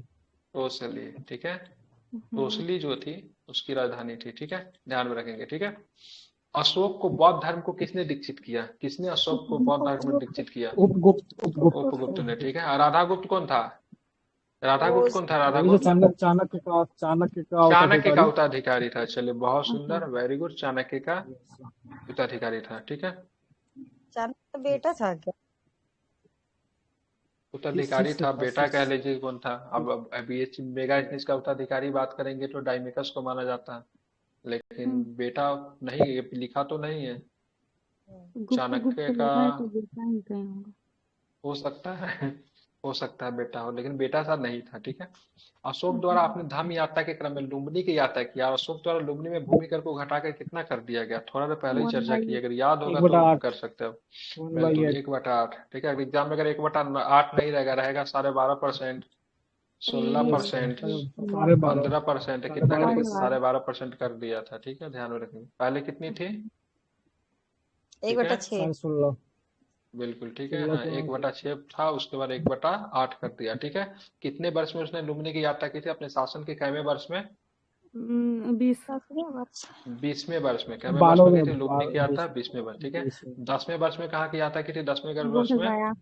गया। गया की यात्रा की थी, बोध गया की याद की थी, ठीक है, ध्यान में रखेंगे इसको, समझ गए। बहुत गया 20 साल हाँ, में तो ये घूमने। बलि को माफ कर दिया था, धार्मिक कर जो बलि जो था ना उसको माफ कर दिया था, और भूमि कर को घटाकर 1/8 किया था, ठीक है, ध्यान, हाँ वही बोध गया, ठीक है, गया में लिख दिया, ठीक है। चलिए, निम्नलिखित में से कथन पे विचार करना है। स्व नियंत्रण अशोक की धम नीति का मुख्य सिद्धांत था। दूसरा जो था, अशोक का धम समकालीन समस्याओं के समाधान का प्रयास था। और इधर चलेंगे, बौद्ध धर्म गढ़ने के उपरांत अशोक ने आखेट तक बिहार यात्राएं रोक दी तथा उनके स्थान पर धम यात्राएं प्रारंभ किया। बताइए कौन सा स्टेटमेंट सही है, तीन तो तीनों सही सही है। है। ठीक है, तीनों ऑल स्टेटमेंट सही है, ठीक है। बौद्ध धर्म गढ़े आखेट, आखेट मतलब समझते हैं शिकार, बंद करवा दिया, तथा बिहार यात्राएं भी रोक दी, ठीक है, तथा उनके स्थान पर धम यात्रा मतलब उसने प्रारंभ किया था, सही है। निम्नलिखित कथनों पर विचार करना। अशोक के अभिलेख में राजादेश के रूप में जारी किए गए, अशोक के अभिलेख राज्यादेश के रूप में जारी किए गए। अशोक पहला ऐसा शासक था जिसने अभिलेखों के द्वारा जनता को संबोधित किया। दोनों के दोनों स्टेटमेंट सही है, कोई गलत नहीं है, ठीक है। जो अशोक के अभिलेख जो आ रही है राजा का आदेश होता था, ठीक है, और अशोक पहला ऐसा शासक था जिसने जनता को संबोधित किया, और जनता से मिलने वाला, ठीक है, ऐसा शासक था जिसे जनता डायरेक्ट मिल सकता था, ठीक है, किसी भी तरह का कोई भी पाबंदी नहीं थी, ठीक है। तो पहला शासक कौन था, अशोक ही था, जहां से जनता जो था डायरेक्ट मिल सकता था इनसे, ठीक है, समझ सर गया। इसका हो जाएगा, ना तो एक ना ही दो गलत। हाँ तो सही से अच्छा अच्छा रहेगा। अच्छा, मतलब मैंने सही मैंने लगा दिया, सॉरी, हमको लगा सही चुनना है, ठीक है, तो ये सही हो जाएगा, कोई गलत नहीं है, तो कोई गलत नहीं है, मतलब दोनों के दोनों सही है। आगे चलेंगे, सम्राट अशोक के अभिलेख के संदर्भ में निम्नलिखित कथन पर विचार कीजिए। अशोक के अभिलेख प्रमुख राजमार्गों के किनारे स्थापित है। लगभग सही अभिलेख पाली भाषा और ब्राह्मी लिपि में है। अशोक के अभिलेख के उसके राज्याभिषेक के 8वें से 21वें वर्ष की घटनाएं वर्णित हैं। निम्नलिखित में से कौन सा कथन जो है मतलब बताना है असत्य है। सर सभी अभिलेख पाली और पाली भाषा और ये ब्राह्मी में तो तो ब्राह्मणी उमरी सब बिल्कुल होगा। सारे के सारे अभिलेख जो है पाली और ब्राह्मी में नहीं है, कुछ की बात करेंगे तो पाली में भी है, कुछ की बात और करें माइक ब्राह्मी में में भी भी है, है। कुछ की बात करें अरमाइक में है, कुछ की बात करें खरोष्टी में है, ठीक है, सारे के सारे नहीं है, ठीक है। यूनानी में भी है, ठीक है, अफगानिस्तान से इसकी भाषा अरमाइक और यूनानी दोनों में इसके अभिलेख मिले, ठीक है। जबकि अशोक के अभिलेख में, ठीक है, अशोक का अभिलेख प्रारंभ कब होगा, जब कलिंग पे आक्रमण करेगा, उससे लेकर 21वें वर्ष की यात्राएं जो है आपको देखने को मिलती है। तो केवल दो स्टेटमेंट गलत है, बाकी अशोक के अभिलेख प्रमुख राजमार्गों के किनारे ही आपको देखने को मिलते हैं, ये भी सही है। आगे सर चलेंगे। मतलब भी तो होगा, मतलब कुछ ही होता है। क्या, लगभग सभी मतलब कि थोड़ा सा, या फिर लगभग पूरा। सभी अभिलेख बोला, बल दिया गया है लगभग इंग्लिश पढ़िए इसका, इंग्लिश जब कभी हिंदी में दिक्कत होगा इंग्लिश पढ़िएगा। कहाँ गया इंग्लिश, ऊपर होगा कि नीचे होगा, कभी भी हिंदी में दिक्कत हो इंग्लिश पढ़िएगा, ठीक है।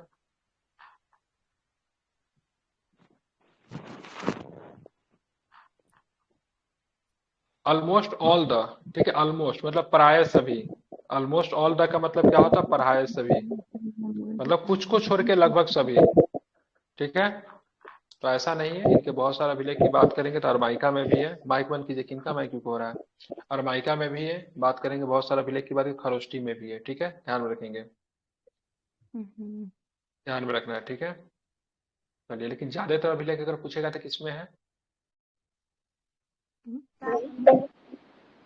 ब्राह्मी में है, ठीक है, ज्यादा के अभिलेख की बात करेंगे तो ब्राह्मी में है, ठीक है, ध्यान में इसको रखना है, ठीक है। ये पाली तो ऐसे भी गलत होगा, पाली तो होगा नहीं, यहाँ पे प्राकृत तो हो सकता था, क्या हो सकता था, प्राकृत होगा, ठीक है, मतलब ज्यादातर अभिलेख प्राकृत तक ब्राह्मी में है, ठीक है, लगभग समझिए कि इसे 90% अभिलेख मिल जाएगा आपको इसमें, ठीक है, पाली नहीं होगा, प्राकृत तो होगा। आगे चलेंगे। निम्नलिखित में सब पता अशोक के लिपि का पता किसने लगाया? अशोक के लिपि को किसने पता लगाया? जैन टी किसने? पैंथर हाँ, ये पैंथलर ने, सब ठीक है। T panther. किनका माइक क्यों कर रहा है इतना? चलिए, टी पैंथलर ने, ठीक है। कब किया था टी पैंथलर ने? 1750 1750 को, ठीक है। अशोक के अभिलेख की भाषा को ब्राह्मी लिपि में, इसका अभिलेख को पढ़ा किसने? जेम्स प्रिंसेप प्रिंसेप ने। कब किया था? तो ये 1837 में, 87 ठीक है। चलिए, 87। 37 ना। नींद आ रहा अभी? कौटिल्य के अर्थशास्त्र में अशोक के शिलालेख में मंत्री परिषद का उल्लेख मिलता है। मंत्री परिषद के सदस्यों के चुनाव में उनके चरित्र की भली भांति जांच की जाती थी, जिसे कौन सा परीक्षण कहते थे? ये आसान प्रश्न है, पढ़ा होगा आप लोगों ने। इसे उपदा परीक्षण कहते थे। क्या बोलते हैं इसको? उपदा परीक्षण कहते थे, ठीक है। ध्यान में, कौन सा परीक्षण कहते थे? उपदा परीक्षण कहते थे, ठीक है। मंत्री परिषद का सदस्य जो होता था उसको सैलरी मिलता था 12,000 पन, ठीक है। ध्यान में रखेंगे। कौटिल्य द्वारा चरित अर्थशास्त्र के संदर्भ में निम्नलिखित कथन पर विचार कीजिए। यह पुस्तक मौर्य को इतिहास का सबसे महत्वपूर्ण स्रोत है। क्या ये सही है? That right? सही है। चलिए, अर्थशास्त्र राजनीति का लोक प्रशासन पे लिखी गई प्रामाणिक पुस्तक है। कभी कभी अर्थशास्त्र लोग ना आर्थिक मामलों का पुस्तक समझते हैं, आर्थिक मामलों के पुस्तक नहीं है, ठीक है। जी तो राजनीतिक पे है। साधना सही कट कर आप आइए तो। है। साधना आप एक बार कट कर आइए, ठीक है। ध्यान रखेंगे, अर्थशास्त्र में 15 अधिकरण और 180 प्रकरण है। क्या ये सही है? सही है। तीनों सही बिल्कुल, सही ये है। भी सही। मतलब कोई भी स्टेटमेंट क्या है आपकी इसमें गलत नहीं, सारे के सारे स्टेटमेंट क्या है आपके सही है, ठीक है। इसको आपको ध्यान में रखना, सारे के सारे स्टेटमेंट क्या है, सही है। सही है। आप चलेंगे नीचे। चलिए, मौर्य प्रशासन के संदर्भ में निम्नलिखित में से कौन सा कथन गलत है? मौर्य प्रशासन में केंद्रीकृत शासन प्रणाली थी?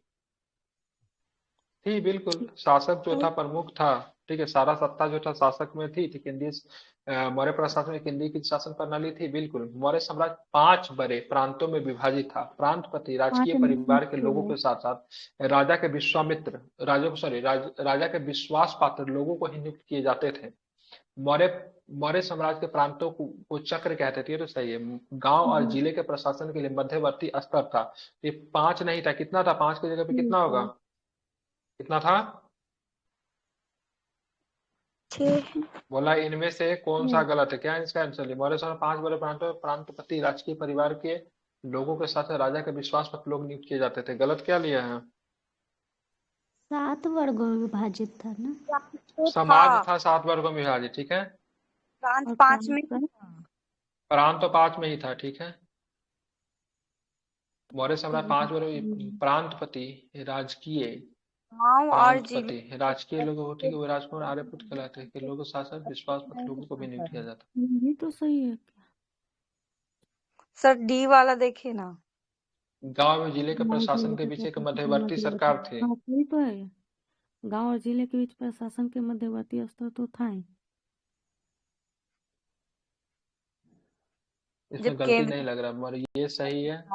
5 में सर गल में ठीक था। प्रांतपति राजकीय पर इसको आर्यपुत्र कहते थे। सर हाँ, जब बोलिए। सरकार होता है तो फिर गांव और जिलों के बीच बीच वाला नहीं होता है, वो भी केंद्रीकृत में ना होता है। वो तो पॉलिटी में। तो मतलब गांव प्रशा- और जिले के बीच में एक मध्यवर्ती गांव, इंग्लिश पढ़ने दीजिए। डी ही होना चाहिए। There was an intermediate level between village and the district administration. Village और, ठीक है, डिस्ट्रिक्ट एडमिनिस्ट्रेशन के बीच there's an intermediate level, ठीक है। The Maurya Empire was divided into 2 5 provinces. The provinces governors are appointed by the among the people of the royal family as well as the confidants of the king. ये तो सही है। There was a centralized governance system in the, ये भी सही है। In the Mauryan Empire the provinces are called the चक्र, चक्र बोलते थे, ठीक है, कोई दिक्कत नहीं है। इसका आंसर देखिए। डी ही होना चाहिए। तो कहीं डी ही होगा। क्योंकि इसमें भी तो मतलब प्रशासन है, मतलब पॉलिटी वाला सब कुछ है ही। गांव और जिले के प्रशासन के बीच में एक मध्यवर्ती स्तर था, तो ब्लॉक होता था अभी के प्रोसेसन के संदर्भ में, ठीक है। तो क्या बोलते हैं उसको? ब्लॉक ही तो होता है ना, पंचायत स्तर से जो बड़ा जो होता है। क्या पता इसका क्या आंसर होगा, नहीं पता चल रहा है इसको, ठीक है, केंद्रीय सरकार देख में ना लीजिए। होता है, यहाँ तो केंद्रीकृत शासन प्रणाली है। कहीं पे भी शासन प्रणाली हो, केंद्रीकृत शासन प्रणाली हो, गांव का प्रशासन अगर चलेगा ना, ठीक है, तो ऐसा थोड़ी हाँ। ना से प्रांत नहीं था। प्रांत तो था ही, प्रांत में प्रशासन तो देखना ही पड़ता था। हालांकि प्रांत का प्रशासन का सारा निर्णय लेने का अगर अधिकार अगर राजा को देते तो भी केंद्रीकृत शासन प्रणाली होगी, ठीक है। जी सर, डी तो सही राजा को है। देख नहीं रहे, राजा अपने प्रांतपति को नियुक्त कर रहा है, राज परिवार के लोग को नियुक्त कर रहा है, ठीक है, या फिर अपने विश्वास हाँ, पात्र के लोगों को नियुक्त कर रहा है तो स्टेट में, बीच तो में तो केंद्रीकृत संबंध प्रणाली हुआ तो है। ही है ना। चलिए, मेगास्थनीज ने पाटलिपुत्र नगर प्रशासन का वर्णन किया, जिसका प्रमुख अधिकारी कौन था, हम्म, बताइए कौन था। तो एस्ट्रोन- इसको बोलते हैं एस्ट्रोनोमई बोलते थे, क्या बोलते एस्ट्रोनॉमर। थे। मेगास्थनीज ने पाटलिपुत्र के नगर प्रशासन का वर्णन किया, जिनका प्रमुख अधिकारी की बात करते हैं कल एस्ट्रोटोनई, एस्ट्रोनोमई बोलते हैं, ठीक है। अब बात करेंगे, टोटल 6 समिति थी, 6 समिति में 5 सदस्य होते थे प्रत्येक में, टोटल मतलब कितना था, तो 30 35 था, में पास 30 सर, ठीक है, जी सर। 30 था, ठीक है। इसको ध्यान रखें कितने था, तो टोटल की बात करेंगे, टोटल कितना था, 30 था, ठीक है। मौर्यकालीन न्याय इसमें से प्रशासन 5 के दिया संदर्भ में है। निम्नलिखित कथन पे आपको विचार करना है, ठीक है। मौर्यकालीन न्याय प्रशासन के संदर्भ में निम्नलिखित कथन पर विचार करना है। मौर्य न्याय प्रशासन में राजा न्यायपालिका का प्रमुख होता था, पहला स्टेटमेंट है। दूसरा, मौर्य काल में दीवानी न्यायालय धर्मस्थलीय कहलाता था। मौर्य काल में फौजदारी न्यायालय को ठीक कंटक शोधन कहलाता था। मौर्य काल में निचले स्तर पर ग्राम न्यायालय था तथा ग्रामणी एवं ग्राम युद्ध, ठीक है, निर्णय करते थे। बताइए इनमें से कौन सा कथन जो है सत्य है। मौर्य काल में प्रशासन राजा न्यायपालिका का प्रमुख होता, सही है। मौर्य काल में दीवानी न्यायालय धर्मस्थलीय कहलाता था। फौजदारी न्यायालय को कंठक शोधन कहते थे, ये भी सही है। मौर्य काल में निचले स्तर पर ग्राम न्यायालय था, ग्रामीण एवं ग्राम वृद्ध निर्णय लेते थे, ये भी सही। कोई भी स्टेटमेंट इसमें गलत नहीं है, सारे के सारे स्टेटमेंट क्या है आपके सही है, ठीक है। हम्म, अशोक के शिलालेख के संदर्भ में निम्नलिखित कथनों पर आपको विचार करना है, ठीक है। शिलालेख में प्रयुक्त भाषा क्या थी, प्राकृत थी, ठीक है, पहला सही। स्टेटमेंट। दूसरा स्टेटमेंट की बात करेंगे, 13वें शिलालेख में दक्षिण भारतीय राज्यों का उल्लेख है, ठीक है। कालीन राज्यों का उल्लेख आपको देखने को मिलता है अशोक का शिलालेख में, ठीक है। चोल, चेर और पांड्य। और शिलालेख को सर्वप्रथम जे प्रिंसेप ने 1837 में पढ़ा, ठीक है, तो सारे के सारे सही सही है। सही अगर यहाँ पे गलती करवाना होता ना, तो अशोक के शिलालेख में केवल शिलालेख में प्रयुक्त भाषा केवल प्राकृत है, अगर केवल लगा देता तो गलत हो जाता, ठीक है। लेकिन अशोक की शिलालेख में प्रयुक्त भाषा प्राकृत है, ये सही है, ठीक है। लेकिन मतलब बात करें, केवल नहीं हो सकता, क्योंकि अन्य भाषा में भी आपको देखने को मिला है, ठीक है, ध्यान में रखेंगे। अब बात करेंगे अशोक के शिलालेख में, ये 13वां शिलालेख है, वहां पे मतलब 4 राज्यों का उल्लेख देखने को मिलता है। एक को बोलेंगे तो चोल, एक जो है पांड्य राज, ठीक है, एक जो है चेर है, चेर को केरल पुत्र के नाम से जानते थे, केरल के पुत्र के नाम से जानते थे। एक जो है सती पुत्र, क्या बोलते हैं उसको, सतीय पुत्र के नाम से जानते थे एक राज्य को, ठीक है, ये भी आपको ध्यान में रखना है। आप चलेंगे 124 नंबर प्रश्न देखिए, ठीक है। अशोक के शिलालेख में सर्वप्रथम खोज निम्न से किसके द्वारा की गई, बता ही देंगे, कोई दिक्कत नहीं है, पहले भी चर्चा हो चुका है, पैटलर के द्वारा 1750 में। अशोक ने किस अभिलेख में मौर्यकालीन अर्थव्यवस्था की जानकारी दी है, तो मौर्यकालीन अर्थव्यवस्था की जानकारी अशोक के किस अभिलेख से पता चलता है, ठीक है, ध्यान, रुमन्नी डई से। कहां से पता है, रुमन्नी डई, ठीक है, अभिलेख से अशोक के मौर्यकालीन अर्थव्यवस्था के बारे में जानकारी आपको देखने को मिलता है, ठीक है, ध्यान में रखेंगे। 126 चलते हैं। अशोक के आजीविकाओं के रहने हेतु दरबार की पहाड़ियों में 4 गुफाओं का निर्माण किया। इन चारों गुफाओं में एक शामिल है, कर्ण था, चौपार था, ठीक है, सुदामा था, गोपिका नहीं था। विश्व झोपड़ी था, गोपिका नहीं था, ठीक है, कौन नहीं था, गोपिका आपको देखने को मिलता नहीं है। कर्ण, चौपार, विश्व झोपड़ी और सुदामा था, ठीक है, ये नहीं था, ठीक है। माइक बंद कीजिए। निम्नलिखित में से अशोक ने कौन सा अभिलेख द्विभाषीय है, द्विभाषीय बताइए, कौन सा अभिलेख की बात करें अशोक का द्विभाषीय है। परमाणुसेना। बिल्कुल, शाह ए कूना, ठीक है, शाह ए कूना अभिलेख कहाँ से प्राप्त होता है, कंधार से प्राप्त होता है, ठीक है, कहाँ से, कंधार से। कहाँ पड़ता है कंधार, ठीक है, अफगानिस्तान, अफगानिस्तान में पड़ता है, ठीक है, अफगानिस्तान में पड़ता है, ठीक है, ध्यान में रखेंगे, ठीक है। ये द्विभाषी है, जिसमें 2 भाषा का प्रयोग हुआ है। कौन 2 भाषा है, एक अरमाइक का प्रयोग हुआ है, ठीक है, अरमाइक का। कुरान। दूसरा की बात करें, यूनानी का प्रयोग हुआ, किसका? यूनानी का प्रयोग हुआ है, ठीक है। कंधार प्लेन हाईजैक भी हुआ था, ठीक है। आगे चलेंगे, क्या है तो अशोक ने किस अभिलेख में, रानी का अभिलेख कहते हैं, किसको बोलते हैं रानी का कौशाम्बी। अभिलेख? कौशाम्बी बिल्कुल ठीक है, अभिलेख। कौशाम्बी के अभिलेख को रानी के अभिलेख कहते हैं, ठीक है, ध्यान में रखेंगे इसको। बात करेंगे, इसको इलाहाबाद का स्तंभ लेख भी कहते हैं, ठीक है, इलाहाबाद का, ठीक है, स्तंभ लेख भी कहा जाता है, ठीक है, या फिर इसको प्रयागराज स्तंभ लेख भी कहते हैं। क्यों कहते हैं? क्योंकि बाद में इसको उठा के लिया, अकबर के शासनकाल जहांगीर इसको ने उठा के इलाहाबाद के किला में रख दिया था। पहले ये कहाँ पे था? तो पहले ये कौशाम्बी में ही हुआ करता था, ठीक है, ध्यान में रखेंगे। समझ गए? जी ये सर। अपने एक पत्नी था, जिसका पत्नी का नाम था कारूबाकी, ठीक है। कारूबाकी के बारे में यहाँ पे चर्चा आपको देखने को मिलता है। अपने पत्नी कारूबाकी से बहुत अधिक ये प्रभावित था, ठीक है। किससे प्रभावित था? कारूबाकी से बहुत ही ज्यादा, मतलब प्रभावित था। सभी पत्नियों में कारूबाकी से 3 पत्नियां थी शादी से, ठीक है। जी दूसरी पत्नी सर। का नाम कारूबाकी था, ठीक है, उससे बहुत अधिक ये प्रभावित था, ठीक है।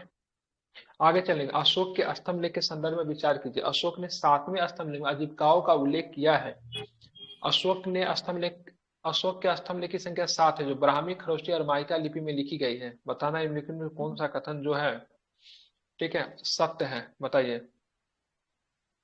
ठीक है। दोनों। नहीं, अशोक के स्तंभ लेख की संख्या जो 7 जो है ना, ये केवल ब्राह्मी में लिखी गई है, ठीक है, खरोष्टी और माइका लिपि में नहीं लिखी गई, ठीक है। यहाँ पे बोल रहा है अशोक के स्तंभ लेख की संख्या 7 है, ठीक है, ध्यान में रखेंगे, जो केवल ब्राह्मी लिपि में लिखी गई है। ये 6 अलग अलग स्थान से प्राप्त होती है भारत में, ठीक है, ध्यान में रखेंगे। ये 6 अलग अलग स्थान से प्राप्त होती है, उनकी संख्या 7 है, ये तो सही है, ठीक है। आजीविकाओं का उल्लेख हुआ है 7वां में, ये भी सही है, ठीक है। तो केवल बात करेंगे कौन सा कथन सत्य है, तो ध्यान में रखिएगा, केवल इसका पहला ही सत्य है, ठीक है। कौन कौन है? तो दिल्ली मेरठ है, दिल्ली टोपरा है, रामपुरवा है, ठीक है, ध्यान में रखिए। लौरिया अरेराज है, चंपारण बिहार में है। लौरिया नंदनगढ़ है, ठीक है, इसको आपको ध्यान में रखना है। अशोक के शिलालेख के संदर्भ में निम्न कथनों पर विचार करना है, ठीक है। उपर्युक्त में से अशोक ने किस शिलालेख दक्षिण भारतीय राज्यों का उल्लेख किया? अभी जस्ट थोड़े पहले बता, दक्षिण 13वें शिलालेख में आपको देखने को मिलता है दक्षिण भारतीय राज्यों का उल्लेख। इसमें देखने को मिलता है कौन कौन राज्य का उल्लेख देखने को मिलता है दक्षिण भारतीय राज्यों में, कौन कौन सा राज्यों का उल्लेख है? इसमें देखने को दूसरे में मिलता है है ना? ओडिशा और दूसरा और 13वां दोनों में, ठीक है, दूसरा और 13वां दोनों में है, ठीक है, दूसरा में भी और 13वां में भी। 13वां में आपको किसका किसका देखने को मिलता है? पांडे। टोल का, ठीक है, चेर का, ठीक है, पांड्य का, और उसके बाद सतीय पुत्र का। सतीय पुत है, पुत नहीं, पुत नहीं है, पुत है, सॉरी। चेर के जगह पे केरल पुत्र लिखा हुआ आपको मिलेगा, ठीक है, केरल पुत्र, इसका मिलता है 13वां शिलालेख में, ठीक है, दूसरे में भी मिलता है, ठीक है, ठीक है, दूसरे में भी मिलता है, 13वां में भी मिलता है। दूसरे में इसलिए मिलता है क्योंकि 13वां में इसलिए मिलता है क्योंकि बौद्ध धर्म के प्रचारक को इन्होंने इन राज्यों में इन्होंने मतलब क्या किया था, भेजा था, ठीक है, ध्यान में रखेंगे। आगे चलते हैं, 131 नंबर क्वेश्चन देखिए। बिंदुसार ने निम्नलिखित में किस सीरियाई शासक से मदिरा, सूखे अंजीर एवं दार्शनिक व्यंजन की प्रार्थना की? बता ही देंगे, कोई दिक्कत नहीं है। एंटियोकस प्रथम ने, ठीक है, दार्शनिक छोड़ के सब कुछ भेज दिया, ठीक है। एंटियोकस द फर्स्ट, क्या नाम है उनका? एंटियोकस द फर्स्ट, डेमेट्रियस नहीं, एंटियोकस, ठीक है। ये एक बातें किसने लिखी है? तो एक राइटर था, इसका नाम एथिनियस, क्या नाम था? ये बातें जो हमें जो प्राप्त होती एथिनियस के अनुसार, किससे? एथिनियस के अनुसार, ठीक है। किस अभिलेख में अशोक अपने मगध का राजा कहता है? किस अभिलेख में अशोक जो था अपने आप को मगध का राजा कहता है? किसमें कहता है? तो मगध का राजा भारभू अभिलेख में अपने आप को मगध का राजा कहता है, ठीक है। इसके बाद करंट अफेयर्स की शुरुआत करेंगे। निम्नलिखित किस ग्रंथ के अनुसार अशोक ने कश्मीर में बितिस्ता नदी के किनारे श्रीनगर नामक नगर की स्थापना की? किससे पता चलता है इसने श्रीनगर नामक की स्थापना की है? ठीक है, राजतरंगिणी से। राजतरंगिणी से पता चलता है अशोक ने श्रीनगर नामक नगर की स्थापना की थी, ठीक है। तो ये भी प्रश्न कभी कभी पूछा जाता है, ठीक है। आप चलेंगे 134 नंबर प्रश्न। अशोक ने किस शिलालेख में 8वीं जातियों का उल्लेख किया है? 8वीं जाति का उल्लेख की बात करें किसमें है? 13वें शिलालेख में 8वीं जातियों का उल्लेख आपको देखने को मिलता है, ठीक है, ध्यान में रखेंगे, ठीक है। ये कौन कौन जातक थे? छोट का नीचे का जो काम, मतलब किसी 8वीं जाति जो थे ना, ठीक है, जैसे कि यवन थे, कंबोज थे, भोज थे, पेटनाइक थे, नायक थे, इन सारी जातियों का उल्लेख आपको देखने को मिलता है 13वें शिलालेख में। ठीक है, ये मुख्यतः क्या करते, अपराध करते थे। क्या थे? अपराधी थे। ठीक है, क्या थे? आठवीं जाति कौन होते थे? अपराध करने वाला। ठीक है, अपराधी जाति को आठवीं जाति कहते थे। ठीक है, ठीक है। आप चलें, किस अभिलेख से यह ज्ञात होता है कि अशोक ने लुम्बिनी यात्रा के अवसर पर उसने वहां की भूमि की दर घटा दी थी? तो किससे पता? जस्ट थोड़े पहले बताया हूँ, किससे पता चलता है? रूमनी बताइए। दे रूमनी अरे दे रोमनी दे से इतना सुले क्यों है? कितना किया गया था टैक्स को हटा के? 1/8। 1/6 कौन सा कर, से भूमि कर या फिर धार्मिक कर को? भूमि एक कर। कर को भूमि कर एक बड़ा, अब धार्मिक कर कितना कर दिया? धार्मिक कर हटा दिया। 0 कर जी दिया था। ठीक है, धार्मिक कर 0 और भूमि कर 1/8। ठीक है। अशोक ने किस शिलालेख से धर्म महापात्रों की नियुक्ति की बात की? अभी जस्ट हमारे पहले हुआ है, गलती करने पे डांट पांचवा। लगेगी। हाँ, 5वां। ठीक है, ध्यान में रखेंगे, 5वां। ठीक है। अशोक के शासनकाल मौर्य साम्राज्य के प्रांतों की संख्या कितनी थी? यह भी हो चुका है। 5 5 प्रांत। बिल्कुल ठीक है। कितने प्रांत हैं? ध्यान रखिएगा, 5 प्रांत है। ठीक है, कौन सा प्रांत है? 5 प्रांत है। ठीक है, ध्यान रखिए। कौन कौन सा 5 प्रांत का नाम बता सकते हैं? उत्तरापथ, अवंती राष्ट्र, कलिंग, दक्षिणापथ, प्राची। ठीक है, ये 5 प्रांत है। उत्तरापथ की राजधानी तक्षशिला, ठीक है, अवंती राष्ट्र की राजधानी उज्जैनी, कलिंग की राजधानी तोसली, ठीक है, दक्षिणापथ की राजधानी स्वर्णगिरी, और प्राची का राजधानी जो था पाटलिपुत्र था। ठीक है, 5 को था। ठीक है। अशोक ने कालीन प्रांत प्राची पूर्वी प्रदेश की राजधानी कही थी? अभी जस्ट बोला हूँ, पाटलिपुत्र। पाटलिपुत्र था। ठीक है। मौर्य काल में प्रशासन के संदर्भ में निम्नलिखित में से कौन सा गलत है? प्रशासन की सबसे छोटी इकाई ग्राम थी, क्या ये गलत है? सही है। तो सही है। मेगास्थनीज के अनुसार नगर प्रशासन 3 सदस्यों वाला एक मंडल करता था, जिनमें प्रत्येक में 5 सदस्य होते थे। ठीक है, टोटल था 6 कमेटी थी, प्रत्येक में 5-5 होता था, 6 पंचे 30 होता था। ठीक है, ये सही है। सैन्य विभाग का सबसे बड़ा अधिकारी सेनापति होता, जो युद्ध क्षेत्र में सेना का नेतृत्व करने वाला अधिकारी होता था। और सैनिक प्रबंध देख रेख करने वाला अधिकारी का अनंतपाल कहते हैं। बताइए कौन सा स्टेटमेंट गलत है? अंतपाल तो सही होगा, तो अनंतपाल किसी गलत। में गलत होगा। सिंह लग रहा है, पता नहीं। देखिए, ये सैनिक विभाग का सबसे बड़ा अधिकारी सेनापति होता था। ठीक है, ये तो सही है। ठीक है, लेकिन युद्ध क्षेत्र में वो नेतृत्व नहीं करता था। युद्ध क्षेत्र में नेतृत्व करने वाला अधिकारी जो होता है उसको नायक बोलते थे। हाँ जी सर। क्या बोलते थे? उसको नायक बोलते थे। ठीक है, बाकी सारे के सारे सही है, कोई दिक्कत नहीं है। मौर्य काल में बिक्री कर के रूप में मूल्य का कितना भाग वसूला जाता था? सेल टैक्स कितना वसूलते 10वां थे? बोलते ठीक है, 10% जो था सेल टैक्स था। ठीक है, इसको ध्यान में रखेंगे। ठीक है, बिक्री कर कितना? 10% वसूलते थे। अभी मोदी जी कितना वसूलते हैं? 28% तक ले लेते जीएसटी, मैक्सिमम जीएसटी 28% तक है। सोच सकते हैं, मोदी जी 3 गुना वसूलते हैं। चलिए आगे चलेंगे। मौर्य शासक, ठीक है, अशोक के समय जनपदीय न्यायालय में न्यायाधीश को क्या कहते थे? राजुक बोलते थे। क्या बोलते थे उनको? राजुक बोला जाता था। ठीक है, ध्यान रखें, क्या कहलाते हैं? मौर्य शासक अशोक के समय जनपदीय न्यायालय के न्यायाधीश को राजुक कहते थे। ठीक है। मौर्य काल में बिना वर्षा के अच्छी खेती होने वाली भूमि को क्या बोलते थे? अग्रनोमोई। अग्रोनोमाई, सीता अदेव का। मात्रिक बोलते थे। नहीं, अदेव मात्रिक। ठीक है, देवी से उनको माना जाता था। ठीक है। और सीता कैसी भूमि थी? सीता जो थी सरकारी भूमि थी। कैसी भूमि थी? सरकारी भूमि थी। ठीक है, और इसका जो अधिकारी सीताध्यक्ष होता था। ठीक है, अब मध्यकालीन में ही भूमि को जाके क्या उसको खालसा भूमि बोलेंगे। मध्यकाल में कौन सा भूमि बोलेंगे? खालसा भूमि बोलेंगे, जिनपे पूरा राज्य का मतलब क्या होगा? अधिकार होगा। सीता भूमि ही मध्यकालीन भारत में जाके खालसा भूमि हो जाएगी। ठीक है, और सीता भूमि का जो अधिकारी जो देख रेख करेगा उसको क्या बोलते हैं? सीताध्यक्ष कहते थे। हाँ ठीक है, जी सर।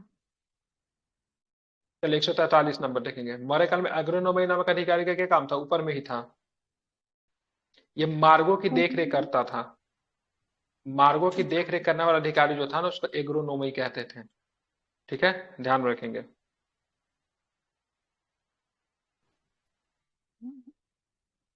चलिए, गृहपति क्या होता था? मिलाई, अभी थोड़ा देर पहले गृहपति बताया, गलती नहीं होना चाहिए। सर भूमि का स्वामी होता। हाँ, बड़े किसान को गृहपति कहते थे। ठीक है, जेठक क्या होता था? जेठक सही है, शिल्पी शंका मुखिया। बिष्टी क्या होता था? निशुल्क श्रम। जो लोग जो थे ना निशुल्क से, जो टैक्स नहीं देते थे ना, पैसा नहीं देते थे, तो वो मतलब बेगारी करते थे। हमें राजा का महल बन रहा है, राजा का कोई काम है, तो श्रम के रूप में जो टैक्स दिया जाता है उसको बिष्टी कहा जाता था। क्या बोलते थे? बिष्टी कहते थे। धार्मिक कर को क्या बोलते थे? बलि कहते थे। इस प्रकार और का श्रम के धर्म। रूप में जो टैक्स देते थे उसको बिष्टी कहते थे। ठीक है। जो शिकारी लोग जो थे, आकेटक थे, वो लोग क्या करते थे? जो चीज का शिकार वगैरह करते थे वही टैक्स के रूप में देखते थे। बलि अभी जस्ट बता ही दिया, एक प्रकार का धार्मिक कर था। बिष्टी जो था मतलब बेगारी करके जो टैक्स देते थे। सारे के सारे सही है। ठीक है। अब भाग जो होता था ये भी एक टैक्स था। भाग कैसा टैक्स? अगर पूछेगा कैसा पूछेगा भाग, तो इसको बोला भूमि कर था। ठीक है। भूमि कर था। भूमि में राजा का जो हिस्सा जो होता था उसको भाग बोलते थे। तो कई प्रकार के टैक्स हो गया, भाग हो गया, ठीक है, बलि हो गया, ठीक है, बिष्टी हो गया। ये सारे के सारे किसके टाइप्स थे? तो टैक्स के प्रकार थे। ठीक है, याद रहेगा। जी सर। अब यही आप लोग अभी जो मैं आपको जो करा रहा हूँ ये 2500 के 3000 रुपया लेता है। ठीक है। और केवल प्रैक्टिस से देता है, उसमें कराता कोई नहीं है। फिर भी इतना अच्छा से कराने के बाद भी आप लोग नहीं पढ़ते हैं। केवल दे देगा, आपको करना है कीजिए, नहीं करना मत कीजिए। ईमेल पे मैसेज आ जाएगा, ऐप में जाइएगा, वहां पे पूरा अनलॉड हो जाएगा। बनाना है बनाइए, नहीं बनाए डिस्कशन थोड़ी ना कराता है कोई। चलिए, मौर्य काल में राजस्व विभाग के प्रमुख अधिकारी को क्या कहते थे? राजस्व विभाग का जो प्रमुख समाहर्ता। अधिकारी था, समाहर्ता। कलेक्टर साहब अभी भी है। कलेक्टर साहब अभी भी जाइएगा डिस्ट्रिक्ट के क्या बोले, जिला में अभी भी जाइए तो वहां पे भी समाहर्ता का ऑफिस होता है। अभी भी ऑफिस होता है। क्या? वही ना, समरहाले को ही तो बोलते हैं ना। यहाँ पे देखिए ना, ऊपर में लिखा होगा, समाहर्ता ही लिख दिया है। समरहाले जो होता है उसी को समाहर्ता बोलते हैं। वहाँ का हेड को समाहर्ता कहा जाता है। आईएएस अधिकारी होता है ये। वहां पर भी, आपके यहाँ पर भी मौर्य कालीन में ही, ठीक है, जो जो पाटलिपुत्र शहर को चलाने वाला अधिकारी जो था, जो कि तीर्थ होता था, वो जस्ट लाइक यूपीएससी से चुने गए आईएएस अधिकारी होते थे। और वहां पर भी एक परीक्षण होता था, इसको क्या बोलते थे? उपाधि। क्या बोलते थे? उपाधि करके क्या बोलते थे उसको? उपाधि, उपमा, नहीं सॉरी, उपधा परीक्षण। कौन सा परीक्षण बोलते थे? उपधा परीक्षण होता था। वो जस्ट यूपीएससी के लाइक के एग्जाम जैसा होता, कई चरणों में गुजरना पड़ता था, उसके बाद तीर्थ को चयन किया जाता था। 18 प्रकार का तीर्थ का उल्लेख आपको मौर्य काल के किताब में आपको, सॉरी, क्या अर्थशास्त्र में आपको देखने को पड़ता, जो कि पाटलिपुत्र नगर को चलाता था वो लोग। स्टेट पीसीएस भी था, ठीक है, प्रांतों को चलाने के लिए। गवर्नर भी था, लेकिन गवर्नर कौन बनता था? अभी सरकार किसे गवर्नर बनाती है? अपने लोगों को गवर्नर बनाती है ना। मौर्य काल के समय भी मौर्य शासक जो थे, या तो अपने जो जानने वाले लोग होते थे, अपने विश्वासी लोग होते थे, अपने परिवार को लोग को ही गवर्नर बनाते थे। कौटिल्य अपने आश्रम में गुप्तचरों के लिए क्या बोलता था? यहाँ पे कौन सा शब्द का प्रयोग किया गुप्तचर के लिए? गुड। गोड पुरुष शब्द का प्रयोग किया है। ठीक है। आठवीं क्या होता था? आठवीं कौन होता था? आठवीं अभी जस्ट थोड़ा देर पहले बताइए, लोग क्रिमिनल क्राइम करते थे, क्राइम करने वाले जाति थे। चलिए, निम्नलिखित मेगास्थनीज के भारत में दुर्भिक्ष, अकाल नहीं पड़ते थे। कौटिल्य ने अर्थशास्त्र के अध्ययन से स्पष्ट होते कि भारत में दुर्भिक्ष पड़ते थे। बताइए कौन सा शब्द सही है? दोनों सही है। दोनों के दोनों सही है। ठीक है। कौटिल्य के अर्थशास्त्र के अध्ययन से स्पष्ट है कि भारत में दुर्भिक्ष पड़ते थे, ये सही है मेगास्थनीज के, क्योंकि यहाँ पे कैसे नहीं पड़ते थे? चंद्रगुप्त मौर्य के अपने, ठीक है, पद को छोड़ देना क्या रीजन था? चंद्रगुप्त मौर्य ने पद को क्यों छोड़ दिया? क्योंकि अकाल पड़ा। अकाल से बहुत ज्यादा कुपित हो गए, उन्होंने अपना पद को त्याग दिया, दक्षिण भारत की यात्रा पे चले गए। तो चंद्रगुप्त मौर्य ने पद को इसलिए त्यागा था क्योंकि पाटलिपुत्र में अकाल पड़ा था। ठीक है। और दक्षिण भारत में चले गए, जैन धर्म को अपना लिया। जबकि मेगास्थनीज जैसे किसी भी तरह के बातों को भारत की जनता को बहुत ही समृद्ध और बहुत ही मतलब बढ़िया बताया है, इसलिए अकाल के बारे में चर्चा नहीं किया है। ठीक है। कौटिल्य के अर्थशास्त्र के 3 प्रकार के भूमि का वर्णन किया गया है। कृषि, पशुपालन में व्यापार को अर्थशास्त्र में सम्मिलित रूप से वार्ता कहा गया है। मौर्य काल में 2 प्रकार के वन पाए जाते थे। पता है निम्नलिखित में से कौन सा कथन सत्य है? सारे के सारे स्टेटमेंट जो है सत्य है। ठीक है। कौटिल्य के अर्थशास्त्र में 3 प्रकार का भूमि का वर्णन देखने को मिला। सबसे पहले जो थे जुती हुई भूमि, बिना जुती हुई भूमि, या एक जो होता था स्थल भूमि जिस पर लोग निवास करते थे, ऊंची भूमि होती थी। स्थल भूमि पे निवास होता था, जुती हुई भूमि पे खेती होती थी। एक होता अकृष्ट भूमि, मतलब बिना जुती हुई भूमि जिसपे खेती नहीं हो सकता था।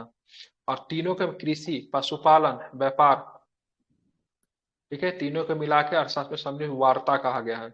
अब मौर्य काल में दो प्रकार के वन पाए जाते थे। एक वन से आपको क्या मिलता था, एक होता था हस्ती वन होता था, एक होता द्रव्य वन होता है। हस्ती वन में क्या मिलता था, हाथी मिलता था, जो कि मौर्य साम्राज्य के प्रशासन का सबसे बड़ा रीजन था, हाथी। तब सिकंदर की सेना ने जब भारत पे आक्रमण किया तो सिकंदर की सेना सबसे ज्यादा हाथी से डर रही थी। तो इनको पता था नंद वंश के पास बहुत बड़े बड़े हाथी है, इन लोगों के बीच में कोई ना प्रभाव फैला दिया तो हाथी जो है मुंह में से आग फेंकता है। ठीक है, बजाते एनसीईआरटी में लिखा हुआ है। तो सिकंदर की सेना को सबसे ज्यादा डर लग रहा था तो हाथी जो मुंह से जो आग फेंकेगा उसे बचाव कैसा किया जाए। ठीक है। और दूसरा जो था द्रव्य वन था, द्रव्य वन से इनको मिलता था, लोहा मिलता था। लोहा से क्या बनाते थे, तलवार बनाते थे। तो युद्ध लड़ने के लिए इनको हाथी मिल गया, लोहा से तलवार बनाने, इसीलिए मगध जो था बहुत अधिक शक्तिशाली हो जाता। ठीक है। जी। इसीलिए सारे जनपद से मगध जो था बहुत, एक और भी रीजन था, मगध को प्राकृतिक रक्षा प्राप्त था। नदी से घिरा हुआ था, पर्वत से घिरा हुआ था, तो इस वजह से भी किसी प्रकार का आक्रमण उस पर नहीं हो पाता था। भारत की बात करेंगे। भारत और मिस्र के बीच मौर्य काल में होने वाले व्यापार को और अधिक बढ़ाने के टॉलमी ने लाल सागर नामक किस बंदरगाह की स्थापना की थी। लाल सागर पर किस बंदरगाह की स्थापना की थी, मतलब which port was established by the, ठीक है, पोर्टली ऑफ लाल सागर टू द, क्या लिखा हुआ है ये, मौर्य का होने व्यापार पर अधिक, टॉलमी ने, टॉलमी लिखा हुआ है, पोर्टली लिखा हुआ है। लाल सागर में किस बंदरगाह की स्थापना की थी, पता ही नहीं चल रहा है क्वेश्चन क्या है। बर्नी से आंसर लिया हुआ। टॉलमी ने लाल सागर पे किस बंदरगाह की स्थापना की थी, टॉलमी ने की थी, टॉलमी ने बर्निस नामक बंदरगाह का।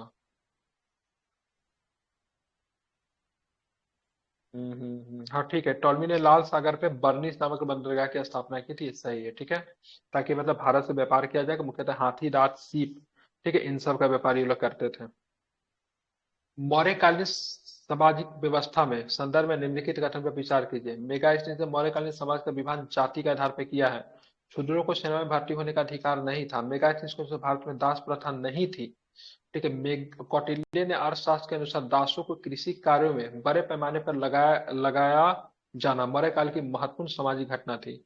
पता निम्नलिखित में से कौन सा कथन सही नहीं है, बताइए। सही है पूछ रहा। 3 और 4 स्टेटमेंट सही नहीं है, बाकी सारे के सारे सही है। मेगा स्थिति से भारत में दास प्रथा नहीं थी, गलत है। मेगा स्थिति से भारत का एक जाति 7 को बता रहे, उसमें से एक दास भी बता है। ठीक है, सर मौर्य काल सही का पूछ मेगा स्थिति के अनुसार भारत नहीं तो दास प्रथा तो था, किसने, कौटिल्य ने बताया क्या, कौटिल्य ने बताया फिर दास प्रथा के बारे में फिर, एक मिनट, मेगा स्थिति के अनुसार भारत में दास प्रथा नहीं था, दास प्रथा था तो कौटिल्य ने बताया फिर। चौथा भी सही लिया है। अच्छा, कौटिल्य के अर्थशास्त्र के अनुसार दासों के कृषि कार्यों में बड़े पैमाने पर लगा, ठीक है। कौटिल्य ने बताया, मेगा स्नीज से दास प्रथा के बारे में ना कहा, लेकिन कौटिल्य ने दास प्रथा के बारे में बताया है। ठीक है, हम मेगा स्नीज और स्टेरबो दोनों ने दास प्रथा के बारे में बोला से नहीं है, लेकिन कौटिल्य ने दास प्रथा के बारे में बताया है। सॉरी, कौटिल्य का है। ठीक है, मेगा स्नीज और मतलब स्टेरबो ने दास प्रथा के बारे में नहीं बताया है। ठीक है।